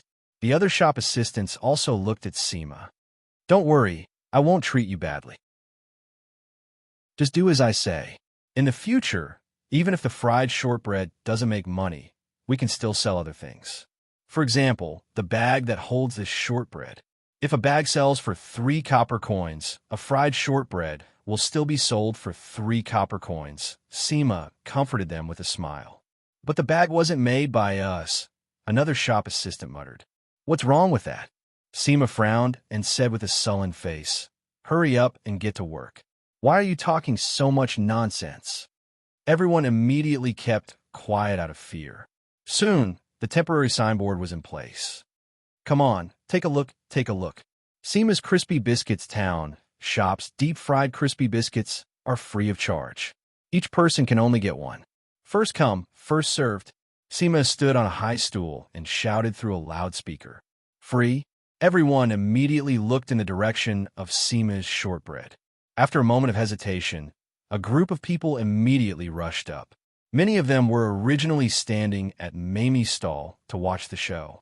This was the first time they were eating for free at the gourmet conference. No matter what it was first come, first served. Of course, they had to hurry up. Soon, the front of Seema's shortbread stall was completely surrounded. Screams, curses, and exclamations came one after another. It was even more lively and tragic than Mamie's stall. The housewives in the line only took a glance at the crazy crowd before turning back to watch Meg cook. With such a comfortable waiting environment, if Mamie stopped selling every day, they probably wouldn't be able to find a second shop. They're actually doing it for free. Isn't it too much to steal customers? Yabamia looked at the crowd of onlookers who had been attracted and said with some dissatisfaction. Meg looked at the crowded stall, and a trace of ridicule appeared at the corner of his mouth. It doesn't matter. It's just an opportunistic method. These people don't know that free food is the most expensive. If they miss today, they won't be able to eat fried octopus tentacles anymore. No pop-up window. Chapter 1874. SMA Shortbread's free strategy had indeed caused quite a stir. Customers flocked to the stall, and the scene was extremely chaotic. Looking at the crowd, SMA's face gradually bloomed with a smile. This was the scene and effect he wanted. It was a stark contrast to Mamie restaurant stall across the street. More than half of the onlookers had left, and the surroundings suddenly became clear. The customers lining up were almost unaffected. After all, many of them had been lining up for quite a while. After being brainwashed by the recordings of the octopus series of delicacies, they now wanted to have a good taste of Zhongyun meatballs. Moreover, the feeling of lining up here was very good. People maintained a comfortable distance between each other and moved forward in an orderly manner. Although the line was long, the speed of advancement was very uniform and stable. It was neither too fast nor too slow. It made people's mood magically calm as they quietly enjoyed the process of enjoying the delicacies. Mama, why did they all run over there? Is there something more delicious? A little girl turned her head and looked in the direction of SMA Shortbread and asked curiously. It's not a treasure. They just think that they can get a bargain. The young mother smiled and shook her head. She said meaningfully, but look at their behavior and manners. They are fighting like barbarians just for a greasy shortbread that costs 3 copper coins.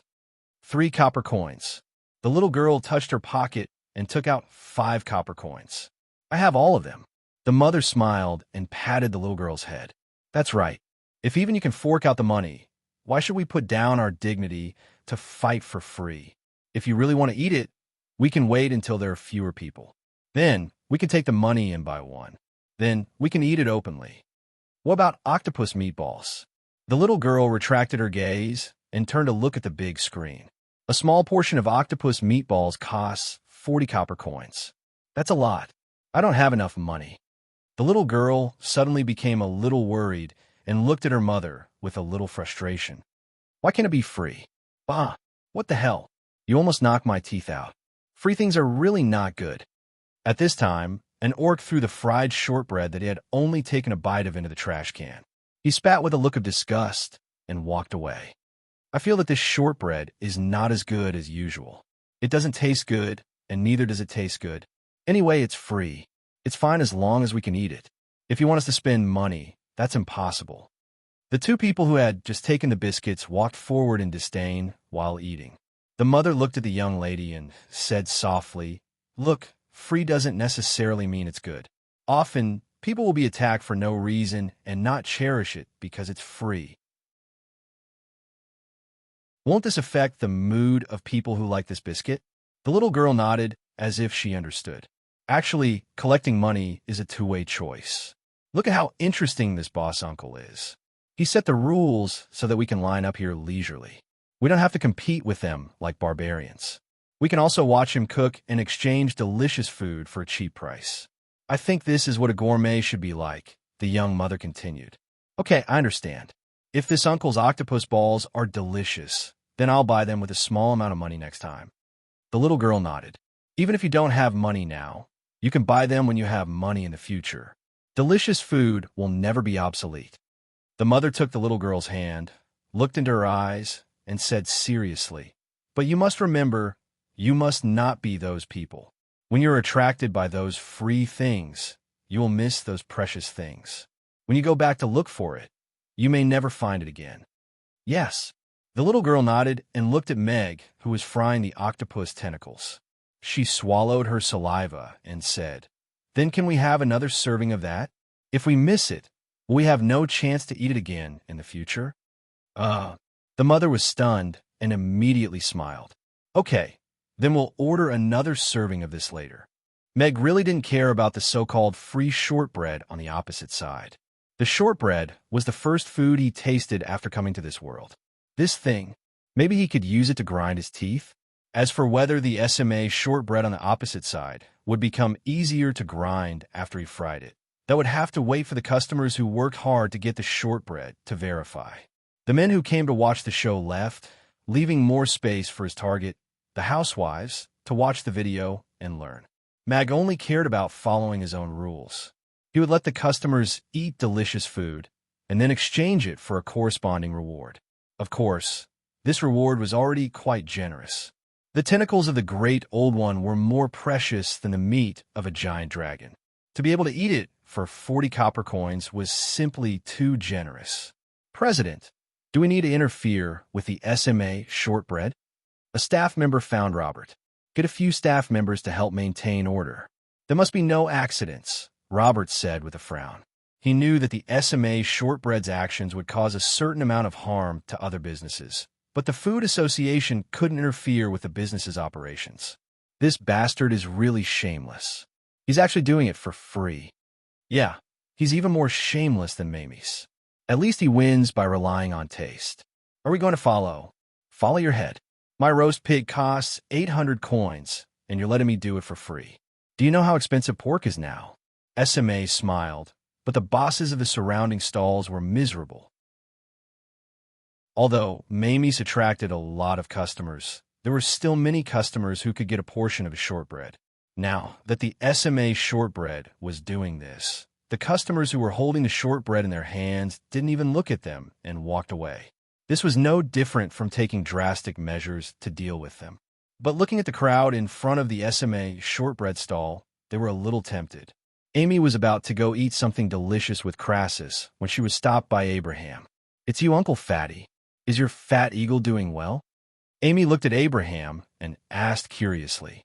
Although it was a little difficult, it still flew back. Abraham was a little embarrassed. His fat eagle was really too embarrassing, but he immediately put on a smiling face. "Little boss, are you going to eat? I know best where there's good food in Rodu. Why don't I lead the way?" "Really?"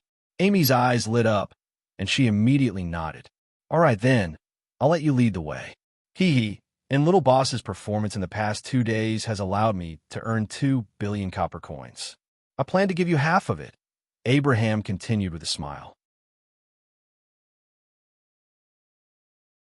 Chapter 1875. Half of 2 billion. Amy blinked and thought for a long while. "How much is that?" Abraham looked at AI me with a smile, and he felt like he was about to be melted by her adorable appearance. 1 billion. Is 1 billion a lot? Amy continued to ask. She still didn't know what 1 billion was, but as long as it was money, she could accept it if someone insisted on giving her a share. Abraham also realized that the little girl was only 4 years old, so she probably didn't even know the concept of money. He thought for a moment and said, "In any case, you won't be able to finish all the good food even if you eat for the rest of your life." Wow! Amy's eyes instantly lit up, and an image immediately appeared in her mind. That's countless big chicken legs, countless roast ducks, countless big pig trotters. Yes, with 1 billion, you can do whatever you want. Abraham also smiled. Suddenly, he felt a slightly unfriendly gaze. He slowly raised his head and met Crassus's scrutinizing gaze. "Congratulations, Master Crassus." Abraham immediately smiled. Crassus frowned slightly. He couldn't let Amy be blinded by money and neglect her magic cultivation. He looked at Amy earnestly and said, "Little Amy, money isn't everything, but money can't be used without money. That way, you won't be able to buy good food." Amy had a serious expression on her face. Crassus stared at Amy for a while, and a smile immediately appeared on his face. He pulled out a gunny sack filled with dragon coins from his magic ring. "Look, Master has a lot of money too. As long as you cultivate obediently, Master will buy you whatever good food you want to eat." Okay. Amy nodded, and then used her magic wand to put away the dragon coins in the gunny sack. "Master, you're working too hard. Amy will help you carry this gunny sack." Crassus, Abraham, at 8 o'clock in the evening, there was still a lot of traffic at the gourmet conference, but Meg closed the stall. The reason was, of course, that he had run out of ingredients. Amy's stall had been busy for the entire day. Other than the 1-hour lunch break, everyone was very tired. Even Meg was a little tired of flipping small meatballs in front of the grill. "Thank you for your support. Let's meet again at next year's gourmet conference. Of course, if you still want to eat octopus balls, you can come to Mamie's for a taste."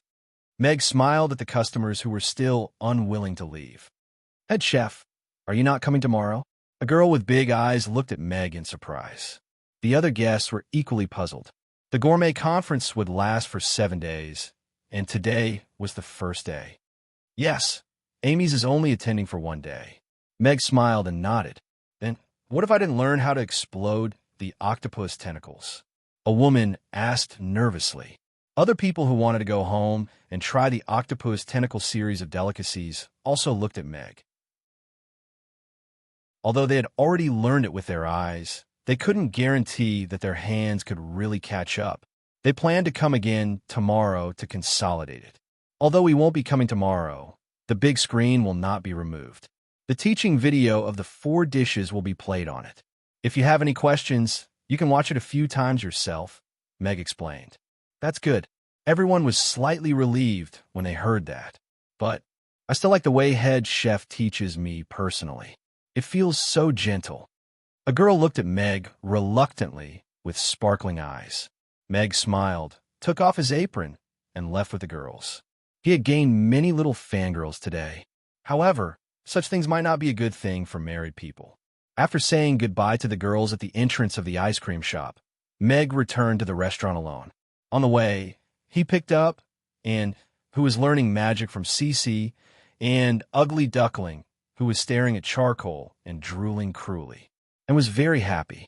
She used sign language to tell Meg that Cece had taught her many miraculous spells today and even gave her delicious food. When she reached the door and opened her palm, a small bean sprouted and grew rapidly in her palm and became a bean sprout. And is improving very quickly, Meg said in surprise as he looked at the little bean sprout, and looked around and planted the bean sprout in a small flower bed at the side with a smile on her face. As expected, nature magic is the most suitable for Annie. Their compatibility is extremely high, and she'll be able to achieve twice the results with half the effort. Irina opened the door and looked at the bean sprout with a smile. The 3 people and 1 cat entered the restaurant. Meg smiled and said, "Is there anything you want to eat? I'll make it for you." Meow. Ugly Duckling quickly ran into the kitchen and soon stood at the door with a long fish in its mouth.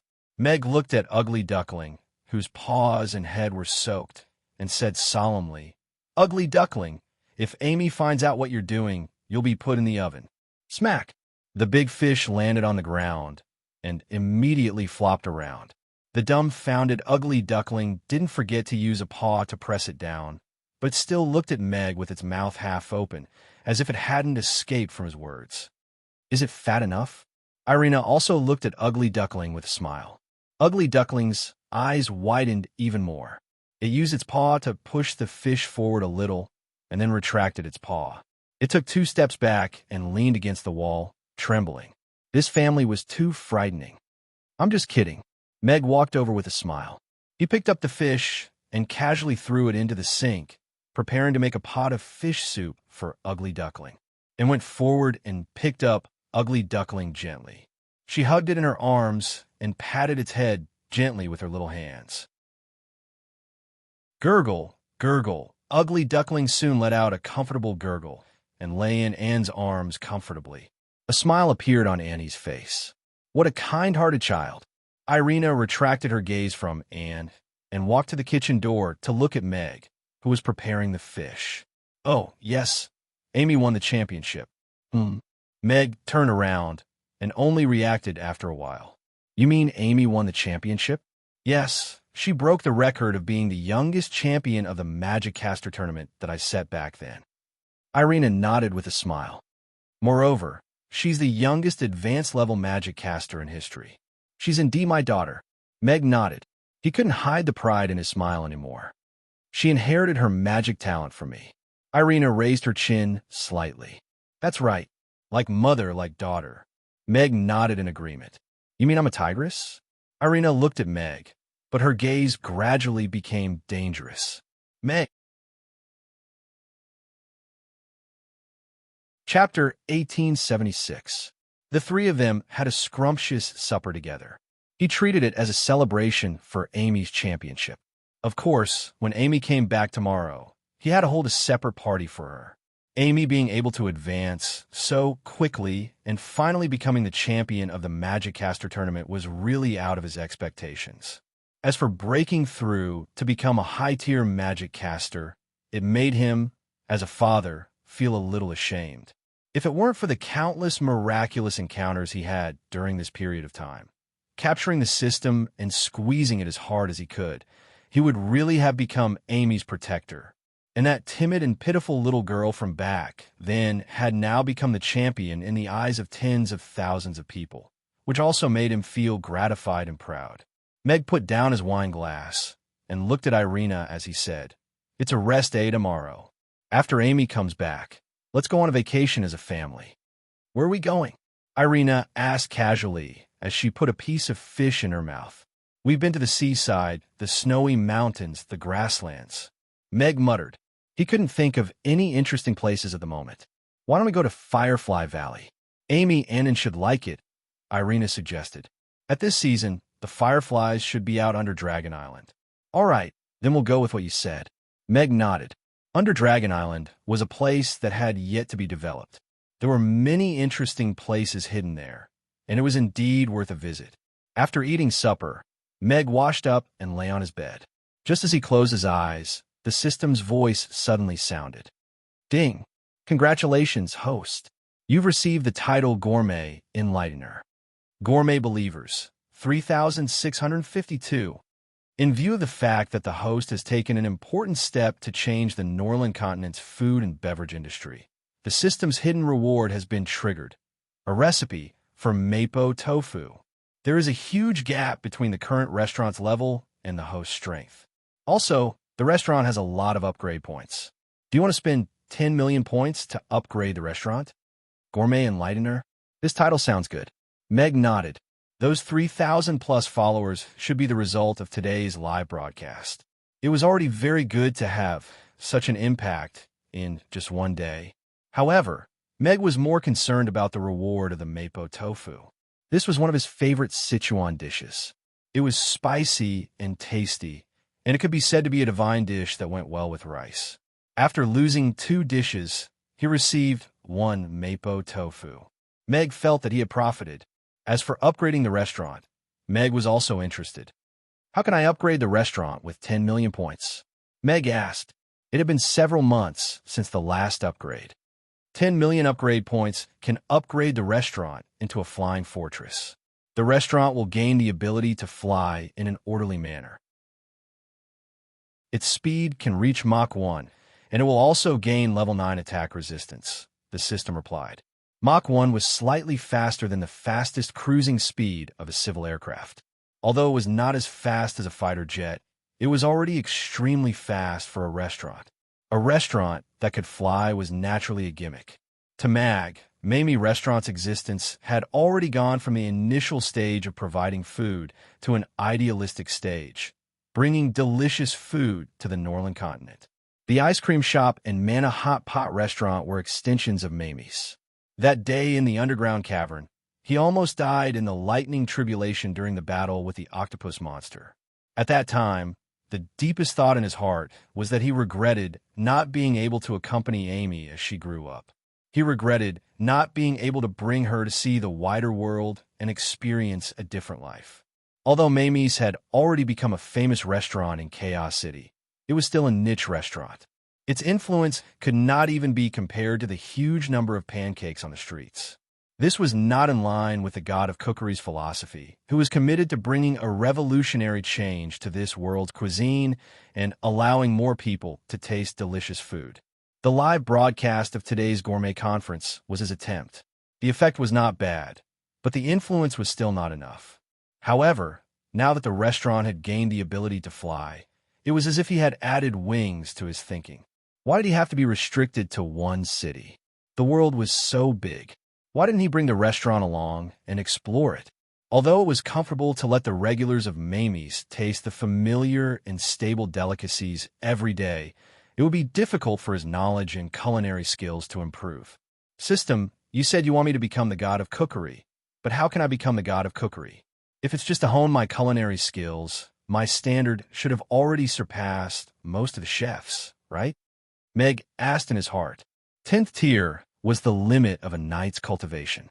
He attracted the lightning tribulation to temper himself, and with the help of the octopus monster, he defied the heavens and stepped into the demigod realm. However, he was still a demigod after all. He had already reached the end of this path. It was obviously very difficult for him to become a god through hard cultivation. This was already at the level of the heavenly Tao. Hence, what he wanted to know now was whether the system's so-called god of cookery was a real god or a high-level evaluation of culinary skills. For the past few months, the host has indeed shown a serious and positive attitude towards his culinary skills. His culinary skills have already left the rookie stage, and he has gradually developed his own style. He is not far from becoming a real chef. To become the god of cookery, one must not only rely on culinary skills, but also on the path of becoming a god through faith. The believers that the system has received today are the seeds, and they will continuously contribute faith points to the host. The host has inherited the delicacies of earth and made appropriate improvements according to this world, so that they become more delightful delicacies and vigorously promote them, so that more people from other worlds will become your believers. The continuous accumulation of faith will become the host's foundation, and in the end, you will become the one and only god of cookery in this world. The system solemnly replied. In other words, the more believers I have, the stronger my strength will be. Meg was thoughtful. This was a little similar to the idea of becoming a god through incense, but it was more suitable for relatively weak chefs. If this was the case, it meant that he had reached the ceiling on the path of a knight, but he had only just taken the first step on the path of becoming the god of cookery. Roughly how many believers do I need to become the god of cookery? Meg probed. If you want to use the power of faith to become the god of cookery, the host needs to accumulate 2 billion believers. The system quickly answered. How many? 2 billion. System, are you crazy? The Roth Empire only has 4 billion humans, and all the intelligent species on the Northern continent only have about 8 billion people. You want me to accumulate 2 billion believers? Are you trying to be a fool? Meg rolled his eyes. There is no internet in this world, and I can't do a live broadcast. Even if I go out naked every day, I won't be able to gather that many believers. There are always more solutions than difficulties. The best way to face difficulties is to solve them. Come on, Ollie. The system's positive voice sounded in Meg's mind. No pop-up window. Chapter 1877. Meg did not sleep well that night. Apart from learning how to make mapo tofu, he spent the rest of his time thinking about how to gain more fans. The so-called believers, in other words, were just fans. If belief could make one a god, Meg could not help but wonder if those management companies were secretly creating gods. The path to becoming a god on Earth has been cut off. Belief is no longer feasible. Otherwise, anyone could become a god with only 2.5 years of practice, the system said in a slightly mocking voice. But there's nothing wrong with their thinking. If they want to attract fans quickly, they need to have enough exposure. But the biggest problem in this world is that there's no channel for high exposure. Meg frowned. If this world had television and the internet, he would not mind going there to sing, dance, and rap before making his debut. But now, even the age of steam had just begun.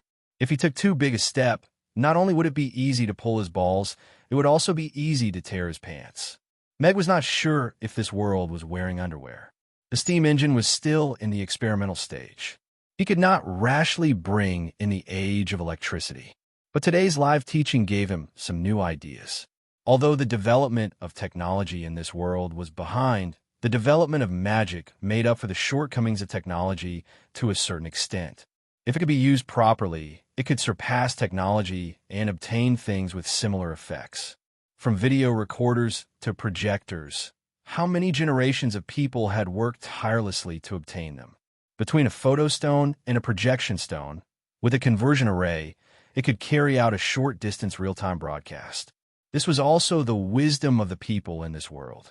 But the problem of long-distance transmission was not solved.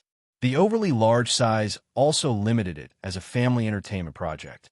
If I put the photostone and projection stone into a box, then optimize and shrink the conversion array, and use the photostone as a DVD film, this project seems like it's worth a try.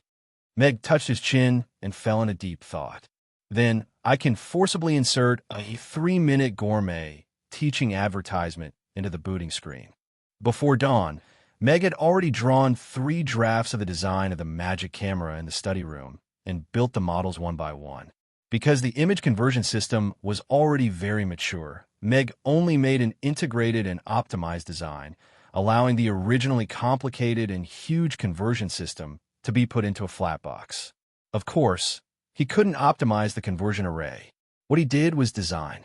The optimization had to be left to a professional array master. Professional people should do professional things. This was the principle that his father had taught him since he was young. As for who should do the magic improvement, Meg already had a candidate in mind. Done. When the alarm went off at 6 o'clock, Meg had just received the printed design drawings. Meg had racked his brains and exhausted all the knowledge he had in his life to come up with such an integrated system, allowing the people of the alternate world to skip the black and white films and television and directly step into the stage of watching color television. Currently, there was no way to solve the problem of transmission lines, so the first generation of Magic Vision could only be called a photographic stone projector. A standard photographic stone was placed in the reading slot, and the images stored in the photographic stone could be played. This wasn't something new. Many organizations and wealthy families had this thing. Mag's goal was for every family to have such a Magic Vision machine, and not to make it a rare tool. Therefore, he wanted to break the bottom line of the price and lower the threshold of operation, so that Magic Stone DVDs would become popular in the alternate world. But many years later, when people really liked the Magic Vision, how would they feel if they learned that the person who designed this thing back then only wanted them to watch a 3-minute pre-installed advertisement? Putting away the drawings, Meg washed up and went downstairs to make breakfast. The development of the Magic Vision wasn't the work of a day. Promoting it and letting it enter thousands of families was a long-term thing. After a night of thinking, Meg actually already had an idea of how to increase his influence and gain more fans in a short period of time. It was his rest day today. Last night, he specifically told Irina to sleep in and get up at 8 o'clock. Then he pushed his bicycle out of the door and went straight to the small seafood store. Boss, the small seafood store was already open. Seeing Meg coming in, Aaliyah greeted him with a smile. The other employees also greeted him one after another. Don't worry about me, everyone. Meg nodded with a smile. Then, he looked at Aaliyah and asked, how was business yesterday? There were a lot more customers buying octopus tentacles yesterday. We sold over 2,000 caddies of octopus tentacles. Aaliyah couldn't hide her joy. Compared to the first day of the trial, yesterday's business was really booming. Well, very good. Meg nodded. Yesterday, the stall at the gourmet conference sold over 2,000 caddies of octopus tentacles. He didn't expect the seafood store to achieve such a good result. Then he continued, the restaurant won't continue to set up stalls today, but the seafood stall will remain. You and 5 employees will take over the seafood stall. The remaining employees will stay behind to teach the new colleagues. Any problems? Well, I've already told them yesterday. There's no problem with the current flow of customers. Aaliyah nodded. Yesterday, Meg asked Aaliyah to recruit the 10 selected elves from that day to the seafood store and conduct induction training for them. While ensuring that the seafood store had sufficient manpower, Aaliyah could take over the stall. The delicacy conference was still the best entry point for the small seafood shop. Only by making the seafood series a household name, or even a famous dish in Chaos City, could the small seafood shop achieve Meg's goal of having all the people eating the great old days. Meg nodded slightly and solemnly said, there are about 5,000 caddies of octopus tentacles in the freezer under the seafood stall. It's enough for today's sales. You just need the staff to be there. The gourmet conference will have a lot of people, and it will be very busy. You have to be prepared. From 8 a.m. to 8 p.m., you will be in charge of the shift for these 7 days. All right, I will make the arrangements. Aaliyah nodded seriously. Meg then gave a few more instructions before returning to the restaurant. He believed in Aaliyah's ability. Breakfast had just been prepared when Irina and came downstairs after washing up. I'm really going to wake you up. Meg smiled at the two of them. We'll wake up naturally when we smell the aroma. Irina looked at the breakfast on the table. Youtiao, soy milk, and tofu pudding. And, on the other hand, gave a clean smile. After breakfast, Meg was about to arrange for the home theater when the bell rang outside the door, followed by Amy's soft voice. Father, I'm back. Chapter 1878. Meow. Ugly Duckling, who was lying lazily on the counter, stood up immediately. It cocked its head to listen, and then jumped down from the counter. It dashed to the door, jumped up, and grabbed the doorknob. Relying on its weight and inertia, it slammed the door open. Outside the door, Amy was holding a big, shiny golden trophy. She caught Ugly Duckling, who was flying toward her, and put it in her armpit. She stroked its head and said with disdain, Ugly Duckling, you've gained weight again. Also, don't break my trophy. It's made of pure gold. It's much more expensive than yours. Meg came to the door and looked at Amy, who was wearing a brand new little magician's robe, with a smile, and said, Our little Amy, you're back so early. Father. Amy threw Ugly Duckling to the side and raised the trophy in her hand high. Look, I won the championship. I got a big trophy.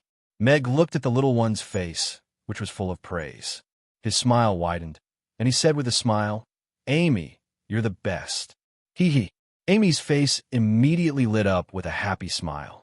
Then she touched her little belly and said, Can I make something nice for Amy? Xiaomi's stomach is growling. Of course. Father will make you anything you want to eat. Meg nodded with a smile. He reached out to take the trophy for her. The heavy golden trophy wasn't made of pure gold, but it had to be made of a material more valuable than gold. He was slightly taken aback when he saw the 2 rows of small teeth marks on it. He could already guess what had happened to the trophy. By the way, where's Teacher Crassus? Didn't he come back with you? Meg asked casually. He went to find Teacher Julian. He walked me to the door, and then went next door. Amy pointed in the direction of the magic potion shop. He didn't have breakfast, did he? Meg asked.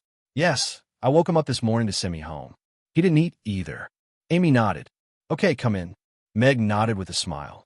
Yeah. Amy skipped through the door. When she saw Irina and she happily ran up to them. Mother, Sister Ann, I miss you guys so much. After Amy had finished hugging, Irina picked her up and placed her on her lap. She looked at her with a smile and said, Amy, you're the best. You broke all the records your mother left behind. I heard from Teacher Crassus that you also won the championship back then. Amy nodded. That's right. Back then, I thought that no one would be able to break my record. I didn't expect that my daughter would be the one to break my record. This means that I'm really outstanding. Irina nodded, her face full of pride. I think I deserve half of the credit. Meg interjected. Yeah, the logistics are pretty good. Irina nodded. Meg looked at Amy and asked with a smile, Amy, tell me, who uses more melee magic or long-range magic at the Magic Caster Tournament? As Amy's combat instructor for melee magic, Meg had modified and optimized the melee magic that Amy had learned from Crassus. While ensuring the explosive power of the melee magic, he had also made it more practical for combat. Crassus' melee magic relied on powerful magic to suppress melee magic output. It was simple and violent. Amy, on the other hand, was more like a magic swordsman. She was efficient at finding the right time to attack. While launching a precise attack, she also maintained a high explosive power of melee magic. Half and half, Amy said after thinking seriously. But most of the time, I used melee magic to end the battle. Father will make you some fried rice. Let's go out and have fun as a family. Meg turned around and went into the kitchen with a hint of pride. Irina wasn't annoyed. She looked at Amy with a smile and continued. Let's have our champion tell us. What else happened? A big friend appeared in the kids group. He defeated all the kids and won first place in the kids group. I defeated all the big friends and won first place in the big friends group. After that, he became a laughing stock, Amy said with a smile. That's a really pitiful champion of the juvenile group. Irina also laughed when she heard that. She thought of the juvenile group champion who was also older than her. It was really funny how he looked so ashamed. Meg came out of the kitchen with a bowl of Yangzhou fried rice and a bowl of savory tofu pudding. He also packed a few dishes and a bottle of 50-year-old rum and sent them to the magic potion shop next door. Before Meg even entered the shop, he heard Crassus and Julian talking loudly.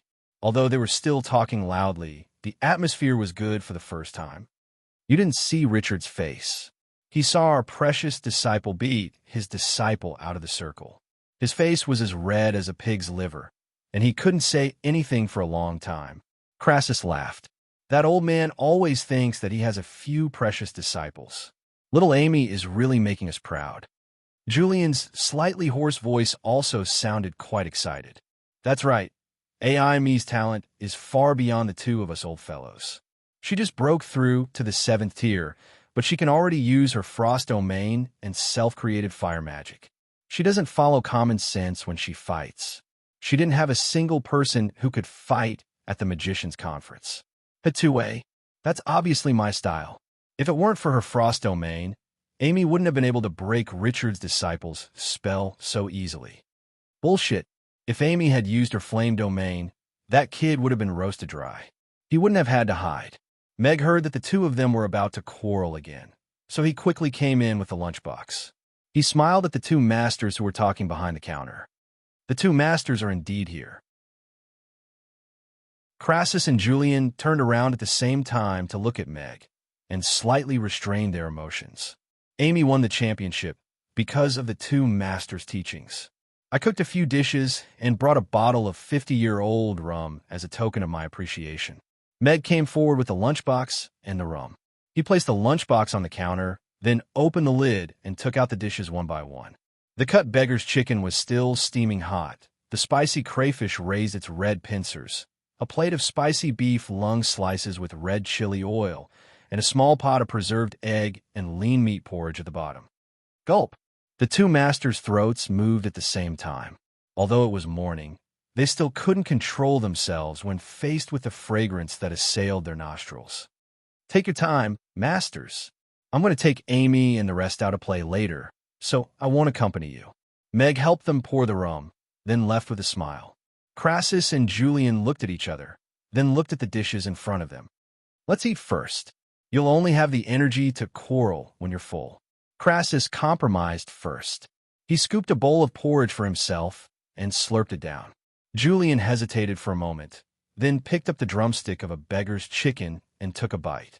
The crispy skin and tender chicken meat immediately awakened his lazy taste buds from the morning. The tense atmosphere quietly dissipated as they ate and drank. No pop-up window.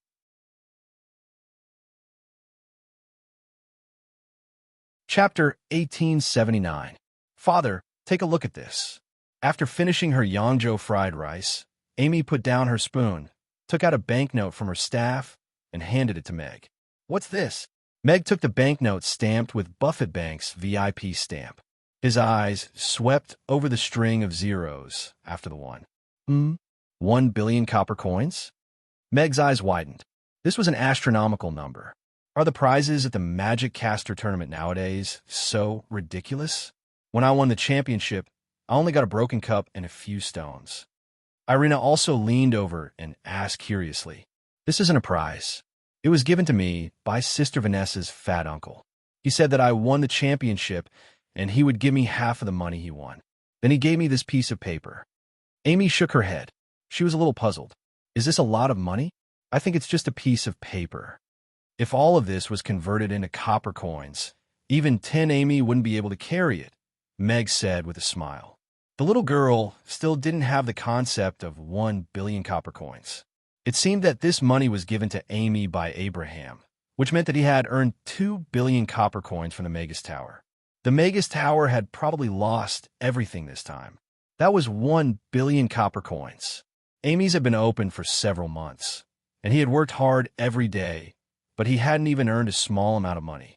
Amy had turned into a rich first-generation person sitting on a fortune of 1 billion. And he had become a rich first-generation person? You see, the ups and downs of life were just that wonderful. Wow, that must be a lot of money. After hearing Meg's words, Amy immediately understood.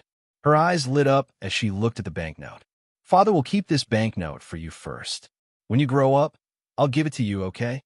Meg asked with a smile as he looked at Amy. Okay. Amy nodded without hesitation. In exchange, this bag of money is for you. Meg took a large bag of money from behind the counter and placed it in front of Amy. The cloth bag fell on the table and made a crisp clanking sound. Amy opened the sack and saw that it was filled with copper, silver, gold, and dragon coins. Her eyes lit up. So much money. Then I'll accept it. Thank you, Father. Amy happily put away the bag of coins. Compared to the countless banknotes, the whole bag of coins was much more attractive to her. 50,000 copper coins for 1 billion, and you're still so happy. You're even counting the money after being sold. Your old mother doesn't know what to say. Irina sighed in her heart. Then, she turned her gaze to Meg, who was about to put away the banknotes. She looked at him with a smile and did not say anything. Meg's action of putting the banknotes into his bosom instantly froze. He looked at Irina and then looked at the banknotes in his hand. After a slight hesitation, he still offered the banknotes with both hands.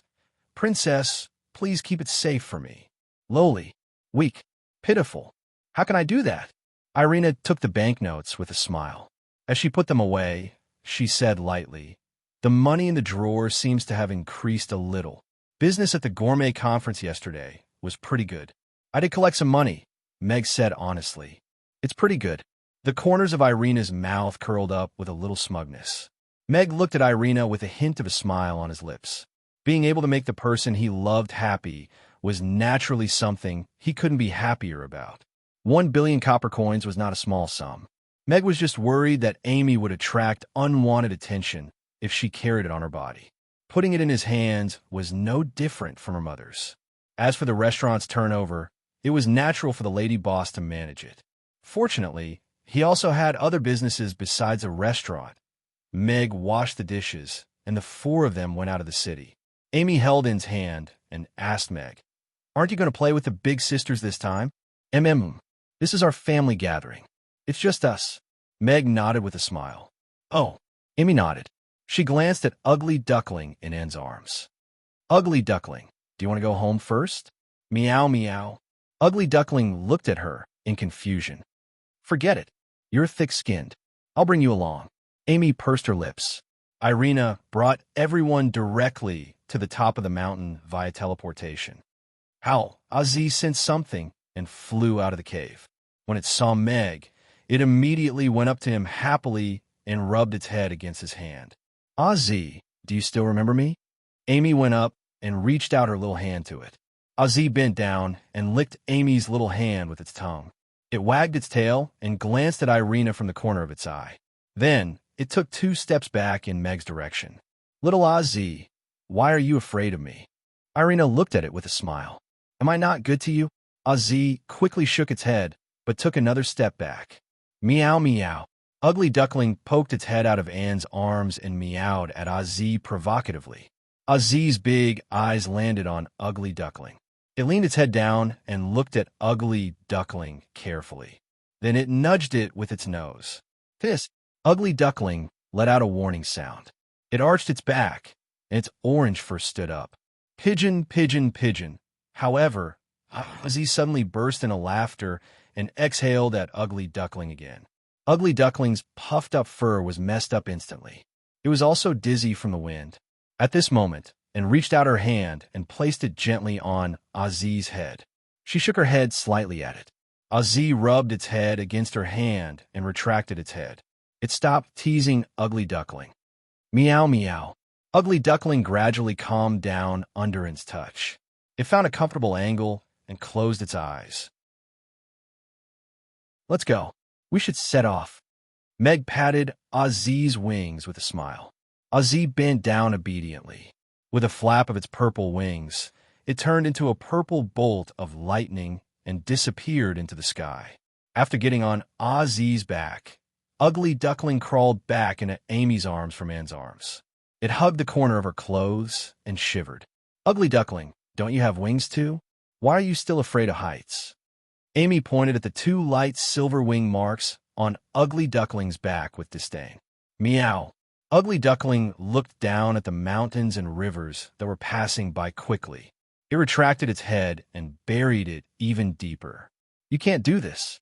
Although I can use my wind, fire wheels, and wings to fly now, I still need a flying mount if I want to go somewhere far away.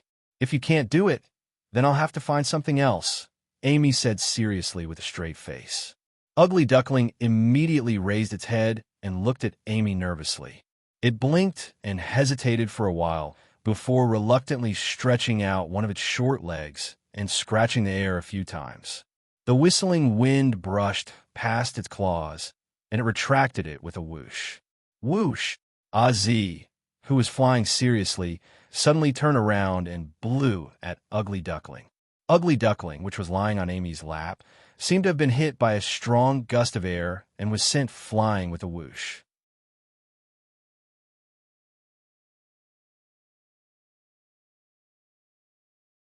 Chapter 1880. Ugly Duckling spun into the air and was swept up into the air by the air currents, flailing its arms and legs in a panic. Ugly Duckling. Amy flew up almost instinctively. A pair of translucent wings appeared on her back, and she chased after Ugly Duckling. Meg was also a little surprised. Aziz had a calm personality. Although it was occasionally a little mischievous, it usually wouldn't make such a joke.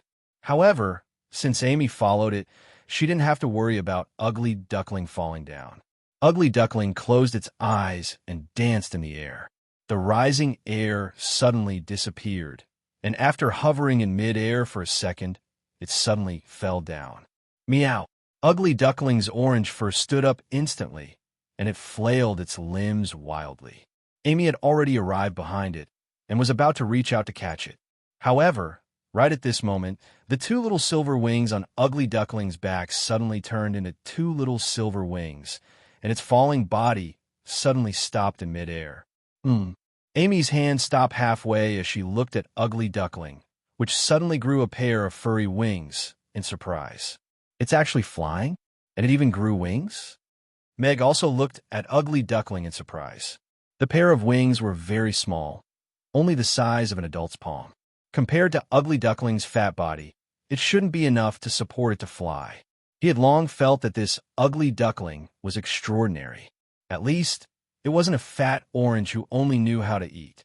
So, Ozzy's previous actions weren't actually a prank, but to stimulate Ugly Duckling and stimulate its potential? Has it grown up and become a white swan? In that case, Irina stroked her chin and pondered. Ugly Duckling was obviously a little stunned as it suddenly stopped in midair. However, it heard Irina's voice and instinctively looked down. Meow. The pair of little wings stood up in shock, and its originally hovering body fell again.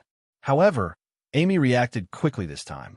She grabbed Ugly Duckling and flapped her wings gently. She held Ugly Duckling in front of her with both hands and smiled at it as she said, Ugly Duckling, open your eyes.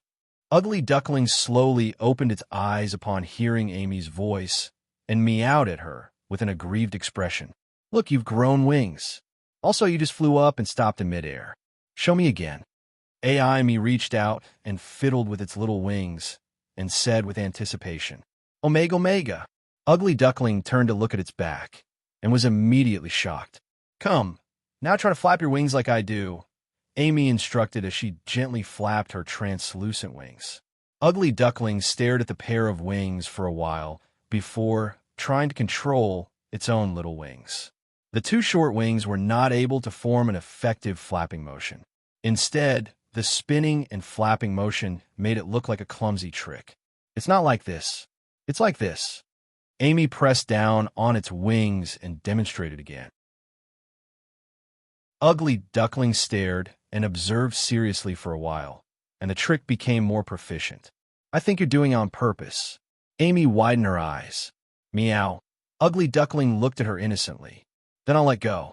I hope you can learn how to flap your wings properly before you land. Amy let go of her hand. Ugly Duckling meowed and fell down again. In its panic, Ugly Duckling subconsciously flapped its wings. However, the trick didn't make it rise or hover successfully. Instead, it made it scurry around in midair and fall faster. Ozzy was flying at an extremely high altitude. It was at least 1,000 meters above the ground, and it also flew down. After Amy let go of Ugly Duckling, she also flew down, maintaining a certain distance from it. Meg knew what Amy was thinking. She wanted to learn from Ozzy and let Ugly Duckling learn how to fly in an extreme environment. This was actually quite in line with the natural selection principle. Moreover, Amy, who was flying along, also provided a layer of protection for Ugly Duckling. In the natural world, this was something that even its mother wouldn't do. The crazy trick made Ugly Duckling scurry around in the air like a headless fly, and it spiraled downward. Ozzy was already cramping up with laughter at the side. It was as if it had never seen such a stupid thing before, and looked at Ugly Duckling worriedly. However, she was slightly relieved when she saw Amy flying down with it. Ugly Duckling fell faster and faster. In the blink of an eye, it was less than 50 meters above the ground. There were hard mountain rocks below. If it crashed down at this speed, its head would definitely be buzzing. So stupid. Amy sighed. She flapped her wings, and the speed of her descent suddenly increased. She quickly approached Amy and was prepared to catch her before she landed. Looking at the ground, getting closer and closer, Ugly Duckling spun its fancy hands faster and faster. However, it suddenly seemed to realize that the unlimited fancy hands couldn't make it fly. It stopped flapping its wings and opened them naturally. Its falling body also stopped abruptly. It was as if a gust of air had appeared below and lifted its body up. Amy quickly twisted to the side and almost slapped Ugly Duckling, which had finally stopped, into the ground. However, she wasn't angry at all. Instead, she looked at Ugly Duckling in surprise. It actually stopped. Everyone on Ozzy's back was also looking at Ugly Duckling with a hint of surprise in their eyes. Ugly Duckling was also a little confused. However, it seemed to have realized something this time. It didn't make those fancy movements anymore. Instead, it tried to flap its wings slowly. Its chubby body began to rise slowly. Although there were some fluctuations, The overall trend was still upward. It was quite gratifying. After watching it fly for a while, Amy flew to its side and said happily, "Ugly duckling, you've learned how to fly." "Meow," Ugly Duckling called out. It even flew around carefully. After overcoming its fear of heights, it was a little proud. It said that when Ugly Duckling flew into the sky, it became a white swan, and then there was roast goose, slurp, Amy said with a chuckle. "Meow." Ugly Duckling was shocked and crashed on the spot. Fortunately, Z blew at Ugly Duckling again and rolled it back onto its back. Ugly Duckling dashed into Annie's arms with a whoosh and shivered. "I'm just teasing you." Amy reached out to rub Ugly Duckling's head and then touched its little wings. She said with a little disdain, "Your wings are still too thin."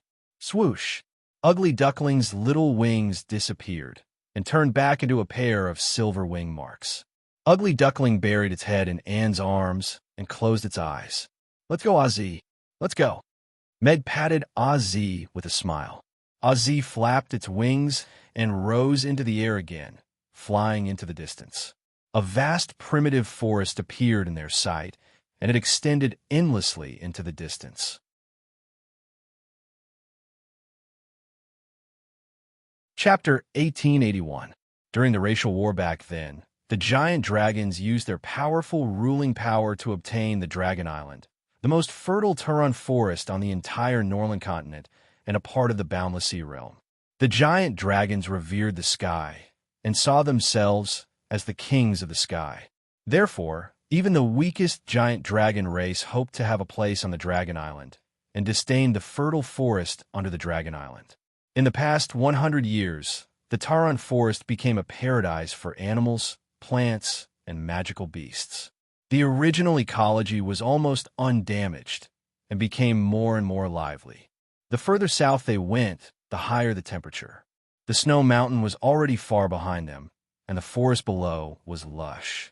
This might be the last piece of pure land on the Norland continent, Irina said softly as she looked at the forest below. The wind forest in the past should have been more beautiful than this.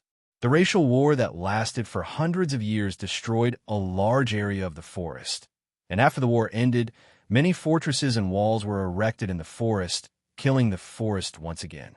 Yes, although the giant dragons were a little overbearing back then, they left behind a piece of pure land for the Norland continent. Meg nodded. This stretch of forest occupied almost 1/3 of the Norland continent's territory. Ozzy's flying speed was not fast, mainly to accommodate Ugly Duckling and Amy, who were practicing flying at the side. Under Amy's training, Ugly Duckling, which was originally flying crookedly, could now flap its wings and fly in a straight line. Although its two small, fleshy wings looked cute, its flying speed was not slow at all when it was serious. It was just that its body was too round and looked like a little fat bee flying from afar. Ugly Duckling, from today onwards, I won't restrict you from eating. Grow up quickly. I want to ride on you and fly. Amy said expectantly as she followed beside Ugly Duckling. Ugly Duckling's eyes lit up instantly, and it nodded happily. However, you have to grow up, not become fat. There's a difference, Amy added. Ugly Duckling blinked as if it did not understand Amy's words. What do you think Ugly Duckling is? A type of magical beast? Meg asked casually. Irina looked at Ugly Duckling and said, it should be a type of magical beast. Either it's not very smart, or its bloodline is not inferior to Ozzy's. That's why it dares to be so fierce to Ozzy. It's really hard to determine what kind of situation it is. Meg frowned. Furthermore, Ugly Duckling was raised by Amy, so it was used to seeing 10th-tier powerhouses. It didn't even look up when it saw 10th-tier powerhouses eating in a restaurant. So perhaps it was just being careless. Although it's ugly now, it might grow up to be good-looking after a while. If you take care of it, it might not become prettier, but it will definitely become fatter. Meg shook his head. Not long after, Amy and Ugly Duckling, who were tired from flying, returned to the griffin's back. Ozzy's speed suddenly increased. Father, are we going to catch pigs again today? Amy asked Meg with Ugly Duckling in her arms. No, we're not going to Dragon Island this time. Meg shook his head with a smile. The last time he brought Amy to Dragon Island, it was to catch fiery pigs.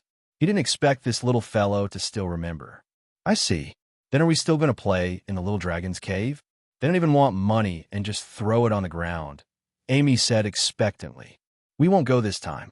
We'll go again when he saves more money. Meg held back his laughter. Oh, all right then. Amy nodded. She looked around, and her eyes suddenly lit up when she saw something below. Look, there's a huge lake there. That's one of our destinations, Jacob Lake. Go down, Ozzy. Meg patted Ozzy with a smile. Howl! Ozzy let out a long howl and dove down. It was a huge amber surrounded by a forest. Streams of water flowed from all over the forest and gathered here to form a blue gem embedded in the forest. In the middle of this huge lake, islands of various sizes were scattered all over the place. Ozzy spread its wings and landed steadily on the largest island with the crowd. Wow, there are fruits everywhere. Amy jumped onto the ground and quickly climbed up a big tree. She plucked a big yellow fruit and waved it at Meg. Father, can this yellow fruit be eaten? Yes, it can be eaten. Meg glanced at the big mango in Amy's hand. But you have to peel it first. Jacob Lake nourished this island, and the abundant sunshine throughout the year created this fruit kingdom.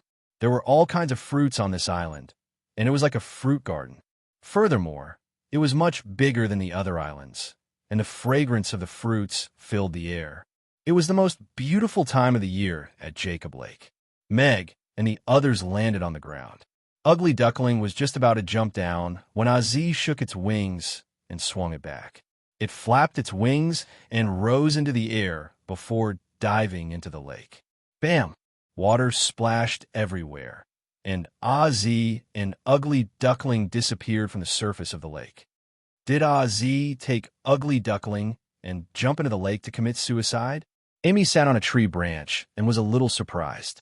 The duck I raised couldn't have flown away just like that, right? Don't worry.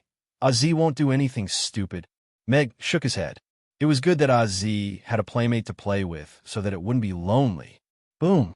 After a while, the water surface that had just calmed down exploded, and Ozzy rushed out of the water with a big fish that was at least 5 meters long in its mouth. There was also an orange cat hanging from the fish's tail. So when to catch fish, looks like Ugly Duckling has even learned how to swim. Amy blinked. But are they working together? Ugly Duckling was biting the big fish's tail tightly, while Ozzy was biting the big fish's head. It did look like they were working together. However, Ozzy was a 10th-tier purple-striped griffin.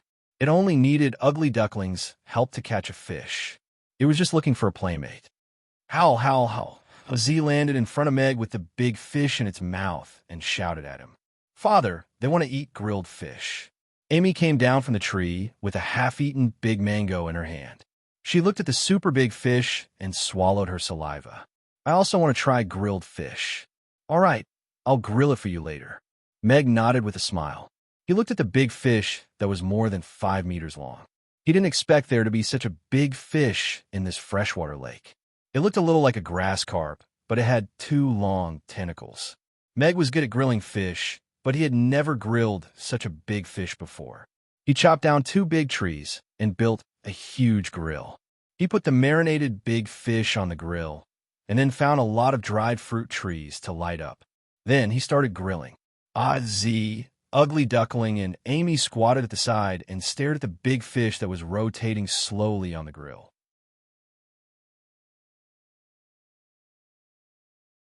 Chapter 1882. Grilling big fish was a technical job. Luckily, Meg's skills had always been very good. This was the consensus of the ladies. The big fish, which was more than 5 meters long, was placed on the big grill. Below, it was grilled with charcoal made from fruit trees. The skin of the fish sizzled, and soon an aroma started to waft out. The fish was as thick as a cow. It would take a long time just to grill it. If there was such a big oven, Meg also wanted to stuff it into the oven and wait for the delicacy to cook. There was no oven, but there was Amy. Meg built a simple oven with iron sheets and kept the bottom of the oven grilling with charcoal. Then he got Amy to cast a few fireballs to grill the iron sheet from all directions. This ensured that the temperature of the grilled fish was balanced so that it could be heated evenly. The whole process lasted for about half an hour. They brushed the oil a few times in the middle. Meg got Amy to keep the fireballs and then opened the lid of the oven. A big golden grilled fish came into view, and the rich aroma of grilled fish wafted out. Meg grabbed a big handful of cumin powder and scattered it in the air. It landed evenly on the grilled fish, and with the sizzling sound of the oil, the aroma increased by a few notches. Gulp! The three fellows who had been squatting at the side for a long time already couldn't help but start to salivate. Ugly Duckling reached out a small paw towards the fish's tail, but it was immediately pressed back by Amy. Don't be anxious. The fish's tail is mine. Meow, meow. Ugly Duckling turned to look at Amy, seemingly unable to accept this fact. Is it done grilling? Irina came back with a big fruit platter. All kinds of fruits were piled up on the fruit platter. There were mangoes, watermelons, and other fruits that Meg couldn't name, but looked juicy. Yes, it's ready to eat. Meg nodded with a smile. Ozzy and Ugly Duckling prepared a sumptuous lunch for us today. How? Ozzy raised its head proudly and looked at Meg as if it was asking for a reward. Meow, meow. Ugly Duckling also called out.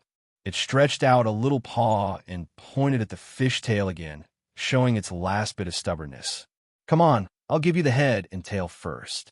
Meg took the fathead fish and raised the knife in his hand. A huge grilled fish head fell down with a large piece of fish meat. It was gently patted by the blade and flew into the sky.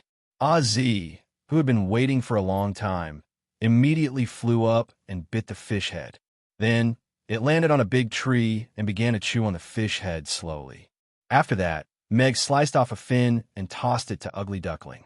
Ugly Duckling leaped up and caught the fin that was almost as big as itself in its mouth. It jumped onto a clean rock at the side in a few steps and started chewing.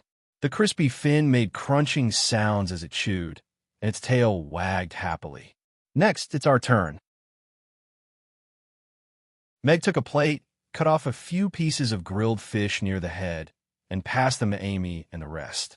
They set up a small table under the shade of the tree and enjoyed the refreshing breeze from the lake. They breathed in the fruity fragrance in the air. Each of them had a plate of grilled fish, and there was even a big fruit platter in the middle. Meg and Irina opened a bottle of red wine, while Amy and drank freshly squeezed fruit juice. Meg raised his wine glass with a smile and said, "Let's celebrate our student Amy becoming the champion of the Magic Conference. Congratulations, student Irina. You've broken a series of records that I left behind back then. A daughter inheriting her mother's legacy and suppressing the Magus Tower." A small green grasshopper made of woven reeds appeared in Anne's hand, and she passed it to Amy with a smile. "It's so cute. Thank you, big sister Anne." Amy's eyes lit up as she received the grasshopper. Then she raised her glass of fruit juice. Cheers! They clinked their glasses lightly, and everyone took a sip of wine and fruit juice before starting to tackle the grilled fish in front of them. The flesh of the fish was extraordinarily plump and tender, and the scaleless skin had been grilled to a golden brown. When the skin was sliced open with a knife, one could feel the crispness, and the flesh beneath the skin was extraordinarily tender. Meg used a fork to pick up a piece of fish with the skin and put it into his mouth. The tender flesh melted almost immediately in his mouth, and the crispy skin became more and more fragrant as he chewed. The spices gave it a wonderful taste, and it gradually filled his mouth as he chewed. Even though it was a freshwater fish, and it was so huge, the flesh of the fish didn't have any fishy smell, nor did it appear to be overripe. This was a little different from the way grilled fish was cooked in restaurants, but even without the addition of gravy, it still had its own unique grilled flavor. A piece of grilled fish quickly entered his stomach, and now he also had a piece of iced watermelon. He felt like his life was complete. Amy quickly finished the grilled fish on her plate, and she looked at Meg with anticipation in her eyes. "The grilled fish is so delicious. Father, I want more." Meow, how Ugly Duckling and Z came to the grill again and looked at him eagerly. "Come on." Meg cut the fish for them again with a smile. The four of them couldn't eat much of the 5-meter-long fish, and most of it went into Ozzy's and Ugly Duckling's stomachs. Meow, Ugly Duckling, whose stomach was round from eating, lay on its back on the large limestone and licked its lips with satisfaction. This was the first time it had experienced the feeling of having a full stomach. It was indeed so blissful, Ozzy was still gnawing on the fish bones at the side. This was a big fish to everyone, but to it wasn't enough to fill its stomach. However, the taste of this grilled fish was much more delicious than raw fish. Even the bones were very tasty. Meg and his family had already started eating. The iced, freshly squeezed fruit juice and freshly picked fruits were very comfortable in the cool breeze. Amy took a bite of the iced watermelon and happily said, "So blissful burp," and also had a faint smile on her face as she held her fruit juice. Meg looked at the sparkling surface of the lake and then turned to look at Irina, Amy, and beside him.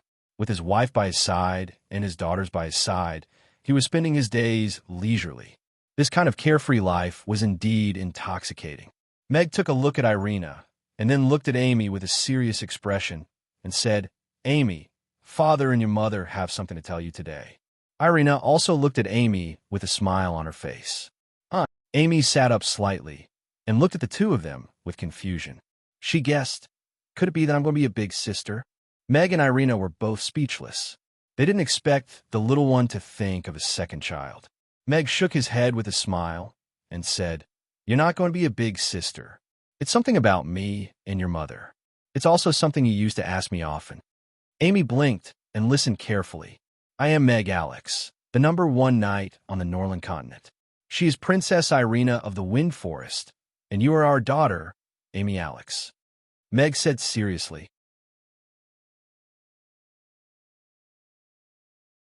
Chapter 1883. Amy's mouth was slightly agape.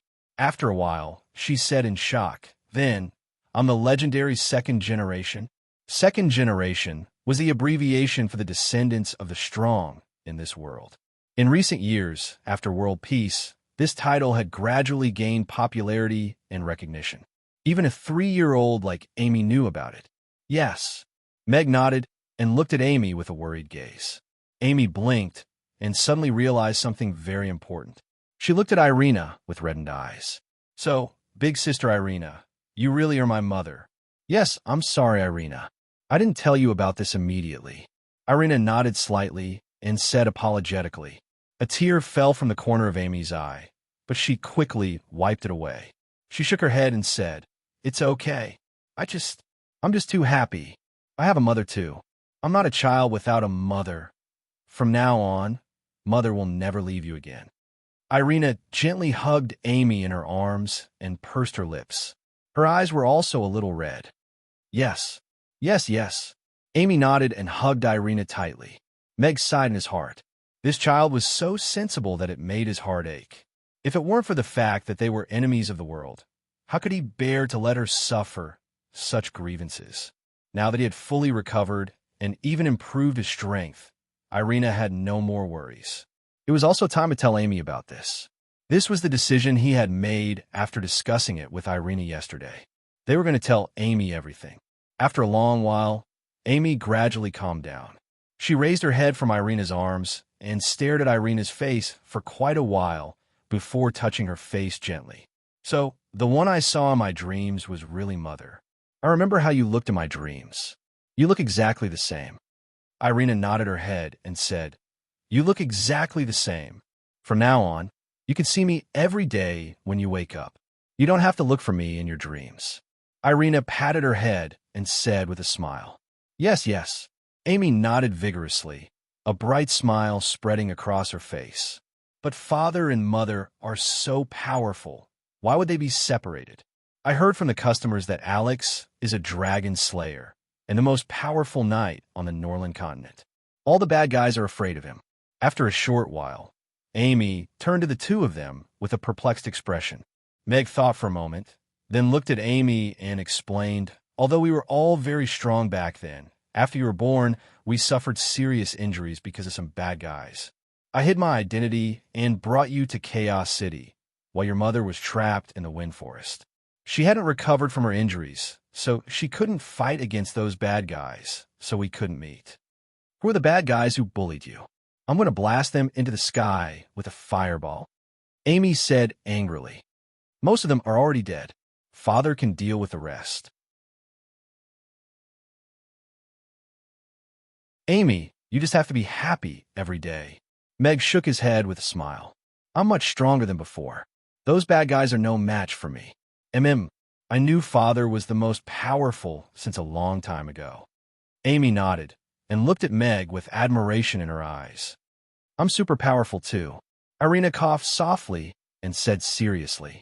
Amy looked at the two of them and expectantly asked, Then can I tell the others that my father is the dragon slayer Alex, and my mother is the elven princess? She wanted to announce to the world that she had a mother too, and that she was the most beautiful and powerful mother in the world. We also want to let Amy choose for herself. Meg looked at Amy. We still have some enemies who are more difficult to deal with now. They are everywhere. If we go public with our relationship, we might have to leave Chaos City and Amy's temporarily for your safety. We can only come back after we've dealt with those hidden dangers. Leave? Amy was shocked. Then we're going to be separated from Big Sister Mia and the rest, and Daphne and the rest? Yes. If we continue to stay by their side, we'll bring danger to them instead. Meg nodded. The reason why Andre and the other powerhouses were wary of him now was not only because he had broken through the 10th tier shackles and stepped into the demigod realm, but also because he looked like he had nothing to worry about. Nobody knew where he was now, and they couldn't find any weakness in him. He could appear beside your bed, and it was like an unsheathed sword hanging over your head. That was the most terrifying thing. Even someone as strong as Alex was destined not to be able to step out of that long street when he carried Amy on his back that rainy night. His enemies were still very strong, even stronger than before. But as long as they couldn't find him, they would always be the ones in a passive position. He told Amy everything because he wanted her to know that her biological mother was Irina, and that she was already by her side. As for whether to reveal everything to the world, he respected Amy's choice. Amy pondered seriously for a while before asking Meg, If I don't say anything, will Mother continue to stay by our side? Can the restaurant continue to operate? The ladies can also stay and continue working, right? Can I continue to attend classes at Chaos School and learn magic from Master? Yes. Meg nodded. Then, nothing will change. At least, that's the case for now. Then it's fine as long as I know. I have Mother, so this is the most important thing to me. It's not important to others. A smile bloomed on Amy's face. I like Mother, and I also like my friends in my current life. All right, we respect your choice. Meg nodded with a smile. Don't worry. It won't be long before I can officially become the lady boss of Amy's and become your mother, Irina said with a smile as she pinched Amy's cheeks. Mother, are you going to reveal everything yourself? Amy blinked at her. No, since you can all change your identities, why can't I also change my identity and enter your lives? Irina looked at Meg with a smile. As long as someone takes the initiative, he might be able to pursue me again, right? Did you hear that, Father? You have to do your best. Amy looked back at Meg and clenched her little fists as she encouraged him. As a mature man who has established the image of a cold and aloof store manager, I'm usually in charge of gaining the admiration of young ladies. If I suddenly take the initiative with a beautiful young lady, it's easy to ruin my image, Meg said calmly.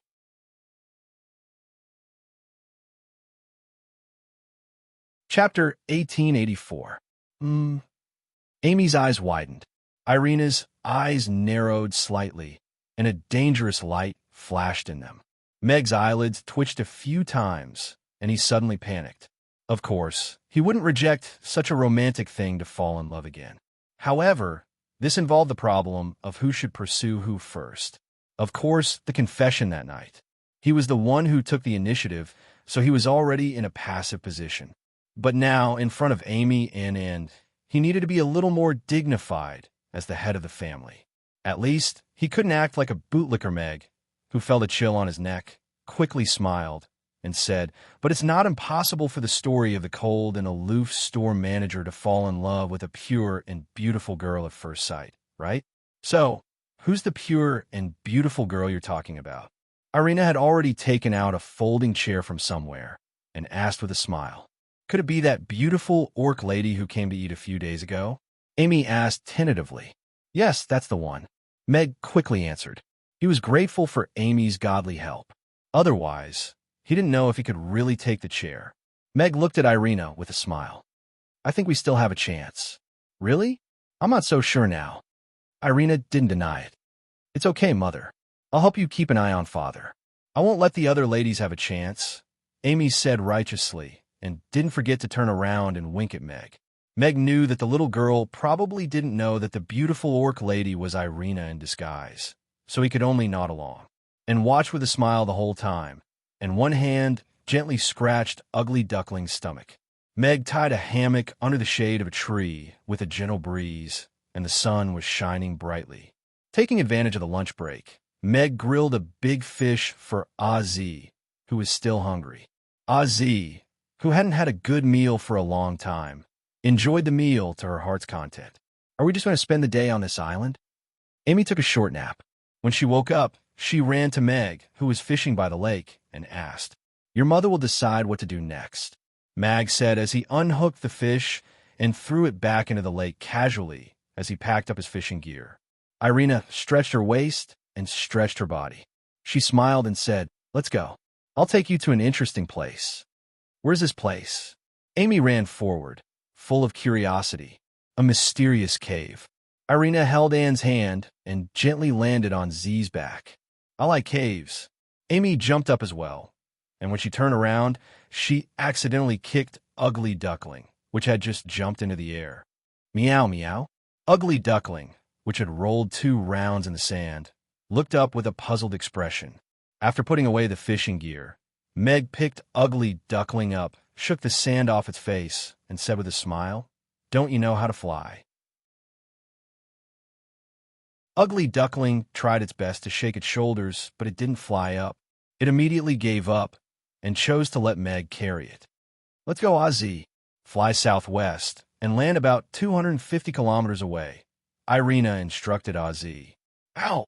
Ozzy, who had eaten its fill, let out a dragon's roar full of energy and flew southwest. In the distance, islands floating in the sky had already appeared in their line of sight. The Sky Island was also known as the Dragon Island. It was said that giant dragons were born on the Sky Island, so it was also regarded as a holy land by the giant dragons. From time to time, they could see a giant dragon flying across the sky like a small black dot. Ozzy hid its aura and glided close to the ground, trying not to attract the giant dragon's attention. This is a forest, that is a river, and the mountains are continuous. Behind the mountains could be a mountain, or it could be the sea. Meg explained some basic natural scenery too, and with a smile. Everything was very new to Anne. It was a scenery that she couldn't see in Chaos City. After flying for a short while, Ozzy landed in a narrow river valley. The cliffs on both sides were steep, and the rapid river water slapped against the rock walls, creating countless splashes. The closer they got to the river, the narrower the cliffs on both sides became. Ozzy had already slowed down and was hovering at a height of about 100 meters. Further ahead, the valley narrowed rapidly and finally connected to one side of the cliff, leaving only a dark cave that was a few meters tall. The turbulent river water roared and rushed into the cave, disappearing without a trace. "Father, what are we doing here?" Amy looked at that dark cave and asked perplexedly. "That cave is our next destination," Meg said with a smile. Mag smiled as he purchased a sturdy kayak and a set of parachutes from the system. "Let's go. Amy, you fly by yourself. I'll bring and your mother down." Meg kicked the kayak down and then hugged Anne and Irina. He solemnly said, "Parachutist 1 ready." Then he leaped forward. Parachuting was one of Meg's few interests in the past. Now, his control was unparalleled. Hence, he controlled the parachute and landed accurately on the kayak that was drifting with the current. Perfect landing. Meg exclaimed excitedly as he opened the parachute and let it drift with the wind. Amy flew to the side of the kayak and stepped on Ugly Duckling's back with one foot and praised, "Father is so awesome." He jumped down from the sky with just a piece of cloth and also looked at Meg with admiration. Meg's best smile was slightly cocky. That was the effect he wanted. Although we flew down in a strange way, even if we jumped down directly, it would still be the same, right? Irina frowned. Mag shook his head. It looks the same, but it's actually very different. According to the law of free fall, with our weight and density, if we fall from a height of over 100 meters in a parabola, even if we hit the kayak accurately, we would still pierce through it. We wouldn't land on the kayak gracefully. What law? Irina frowned as she looked at Meg for a while. Then, she took him on Ozzy's back and teleported him back and forth to the kayak 3 times. Look, there's no such thing as piercing through the kayak. Irina shrugged. It's okay. I'll get someone to hold down Galileo's coffin. Meg nodded with a complicated expression. No need. If he's not convinced, just tell him to come and find me. Irina said frankly. He should be the one who's afraid.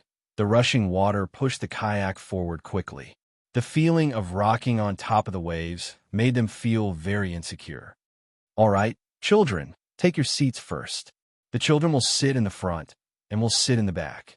No matter what you see in the cave later, don't leave your seats or untie the safety rope. That's the only way to ensure your own safety. Meg buckled the 2 children in the front and fixed Ugly Duckling in between them. He and Irina sat behind them.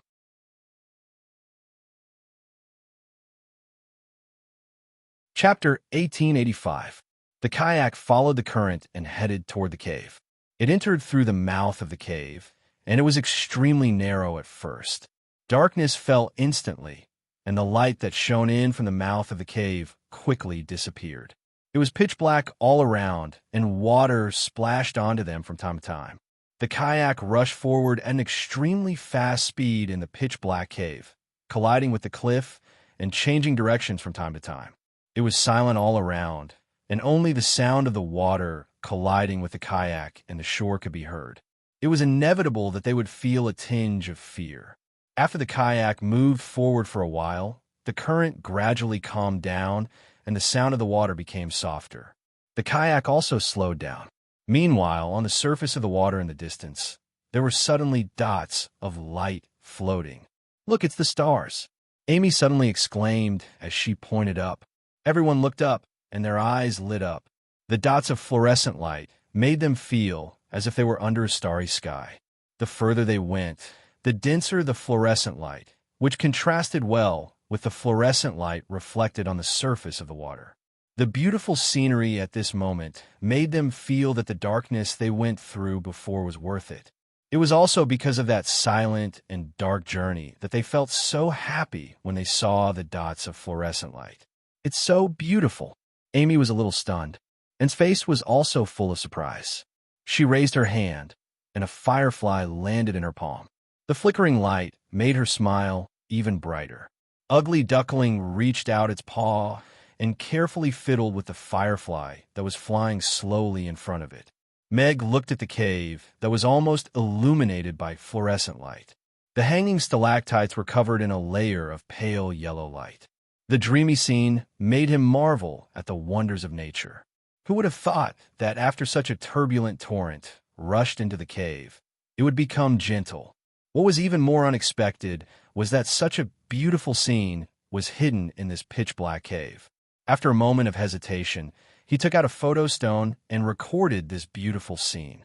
It was a precious material for a DVD. The fireflies also discovered the kayak. They weren't scared away, but instead gathered around it, as if there was a firefly light outside the kayak. With the help of the fireflies, he could see the smooth and damp cliffs on both sides. The water gently brushed against the cliffs, making the cliffs even smoother. There are 2 roads ahead. Which one should we take? Amy asked as she pointed at the fork in the road ahead. The winding waterway suddenly split into 2, the one on the left being slightly smaller. What was even more amazing was that the fireflies continued to move forward along the waterway on the right, but the waterway on the left was pitch black. There was not even a single firefly. Why is there another road? Irina was surprised. The kayak stopped at the fork in the road. You didn't before? Meg asked. The last time I was here, there wasn't this waterway on the left. Irina shook her head and frowned as she looked at the dark waterway on the left. At this moment, Anne, who had been quietly playing with the fireflies, suddenly struggled to get up. She pointed at the waterway on the left with an anxious and scared look on her face. Meg and Irina quickly noticed the change in Anne. Their hearts sank, and their faces showed signs of vigilance. And what's wrong? Did you sense something? Irina held Anne's hand and asked her, and calmed down a little and began to gesture with her hand. She said there's something scary in this cave that makes her feel scared. Meg translated, and his face became more serious. Irina pursed her lips, looked at Anne, and asked, Is it the devil? And thought for a while and nodded. Meg and Irina looked at each other and saw a trace of uneasiness in each other's eyes. And could be said to be a part of the Great Old Ones or a different kind of Great Old Ones. Her sense of the Great Old Ones was convincing. Go right, Meg said without hesitation. Okay, Irina nodded, and the kayak turned to the waterway on the right and continued to move forward, away from the waterway. Father, is there a devil hiding in that tunnel? Why don't we get rid of the devil? Amy asked curiously, and she was eager to try. That's a very dangerous devil. Even your mother and I aren't confident that we can get rid of it, let alone guarantee your and safety. Meg shook his head. Amy tilted her head and thought for a while. Then let's wait until I grow up and become stronger before we get rid of it. Okay, wait until Amy grows up, then we can deal with such a powerful devil, Meg said with a smile. The kayak continued to move forward. Along the way, there were still specks of light and stars, but no one was in the mood to appreciate it. After drifting forward for another 10-odd minutes, the fireflies slowly disappeared, and a light spot appeared in the distance, and it was getting bigger and bigger in their vision. The kayak rushed out of the cave with the current, and the sunlight shone down, making them close their eyes subconsciously.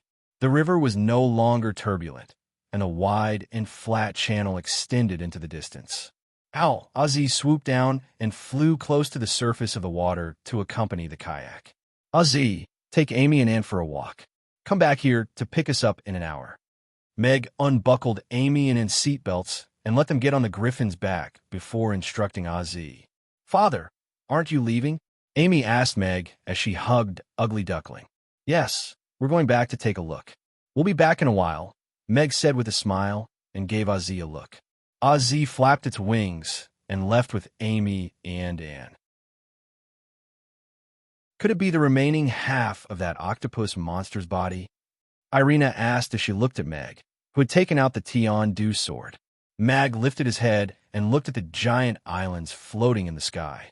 It should be Golden Dragon Island if we go up from here. Lewis and the rest found the same mural under Golden Dragon Island, but they didn't find the sealed Great Old One. Therefore, it's possible that it's sealed under Dragon Island. Who cares what it is? We'll know once we check it out. Irina waved her hand, and the kayak turned around and started to go against the current, returning to the fork in the water channel. Let's go and see what's hidden here. Even the fireflies are afraid of it. Meg placed a huge searchlight on the bow of the boat to illuminate the front. Irina controlled the kayak to enter the water channel on the left and slowly moved forward with the current. The cave in this water channel was 5 meters wide and tens of meters tall. There were no stalactites at the top, and it was abnormally smooth, as if it had been excavated and polished. Meg and Irina didn't make a sound as they looked around warily. The kayak moved forward quietly for over 10 minutes.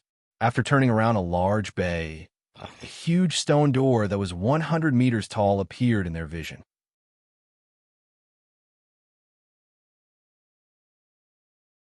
Chapter 1886. The familiar giant door was still engraved with terrifying murals. However, this stone door was already damaged. There was a huge hole in the middle, and the gap was in a mess as if it had been smashed. The kayak stopped in front of the stone door slowly. Meg and Irina both had grave expressions. Seems like we're too late. That thing is already broken free from the seal and left this place, Meg said with a frown as he held the Tian-Du sword. It's the same aura as that fellow outside Chaos City. It's indeed not here anymore. Irina also had a grave expression. That great old one in Chaos City had at least given them some time, but this one had already broken free from the seal and disappeared. The fear of the unknown was the most troublesome. Let's go in and take a look. The kayak went through the broken stone door and entered an extremely wide cave. The searchlights circled around, and they could see the cracked cliff walls. It seemed like a terrifying battle had happened here before, and they could also see some ancient runes left behind. Looking at the marks left behind on the cliff walls, Meg smelled something unusual. The searchlight shone into the water, and through the clear water, they could see the broken seal spell formation and the broken chains below. Suddenly, the searchlight's light reflected back at the bottom of the water. Irina grabbed at the air, and a palm-sized silver dragon scale flew out from the bottom of the water and landed in her hand. It's a frost dragon scale. Irina stared at that dragon scale for a while. The aura isn't too old. It should have fallen here in recent years. But Douglas said that the frost dragon didn't know anything about this. Why would this frost dragon scale appear here? And from the marks left behind on the cliff, there should be a frost dragon that had a battle with that great old one here, and its power shouldn't be below the 10th tier. Meg frowned. The two of them looked at each other and said almost at the same time, Rankster. The Frost Dragon tribe was a powerful tribe among the giant dragons. Apart from Douglas, who was a top-notch powerhouse, there was actually another powerhouse whose name shook the entire Norland continent, Rankster. Rankster's experience could be said to be legendary. He started as an illegitimate child despised by the Golden Dragons and the Frost Dragons. Then, he fought his way up to the Frost Throne. At that time, Alex was in the limelight and had never tasted defeat, but he did not win every battle. In Meg's memory, the battle with Rankster was one of the most difficult battles that Alex had ever faced. In the end, there was no clear winner between the two of them. Instead, there was some sympathy between the two of them. Therefore, in terms of actual combat ability, Rankster should be above Douglas. If there was any Frost Dragon in this world that could fight against the Great Old Ones, Meg could only think of Rankster. Also, Rankster was Elizabeth's father. He had suddenly disappeared 3 years ago. If he had come here 3 years ago and fought with the Great Old Ones, that timeline was completely consistent. There are no giant dragon bones here, only a dragon scale. Then, where did he go? Irina frowned.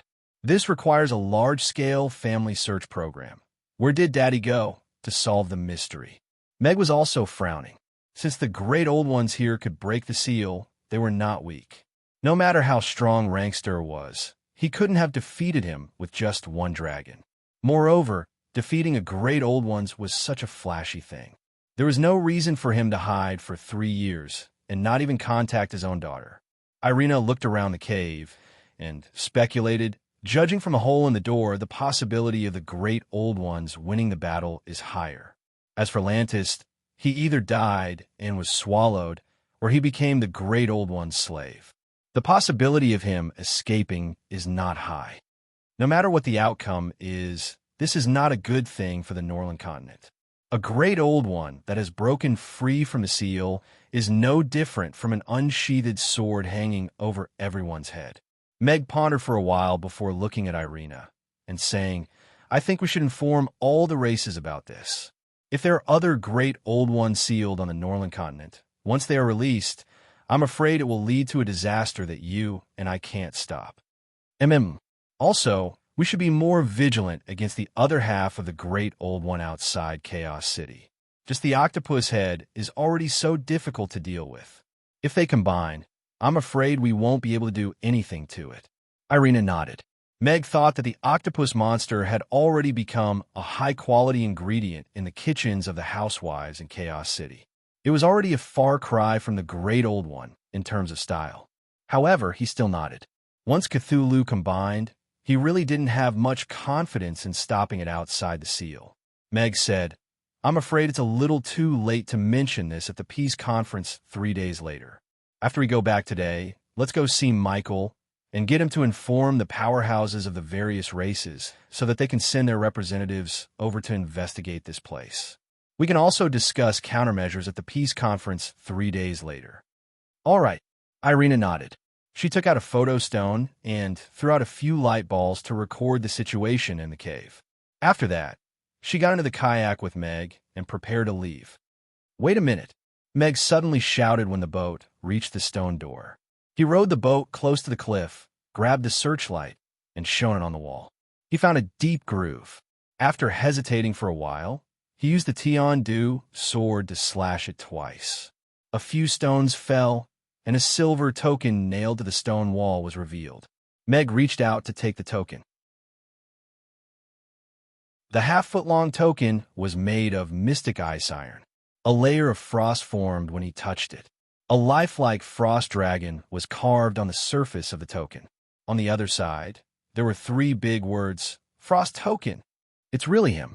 Meg sighed softly. This was the Frost Dragon Chief's identity token. It belonged to rank Stir. Such an important item was nailed to the stone wall. Its owner most likely wanted to keep it. Maybe I should give this token to his daughter, Meg said softly as he kept the Frost token. Irina was silent. She steered the kayak against the current and out of the cave.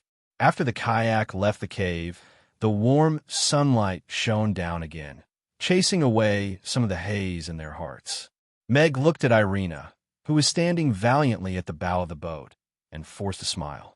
I'm sorry. I seem to have chosen a bad place for a holiday. I was the one who chose the Firefly Cave. The children like it. I like it too. Irina turned to look at Meg and smiled. Don't even think about snatching this credit. No pop-up window that you're tuning in to the Romance Rendezvous YouTube channel. We're so grateful for your support, and don't forget to subscribe to join us on this incredible journey through captivating stories. Your generosity through donations truly makes a world of difference, as it's the primary source of revenue that allows me to expand and enhance this channel for you. Thank you from the bottom of my heart for being a part of this adventure.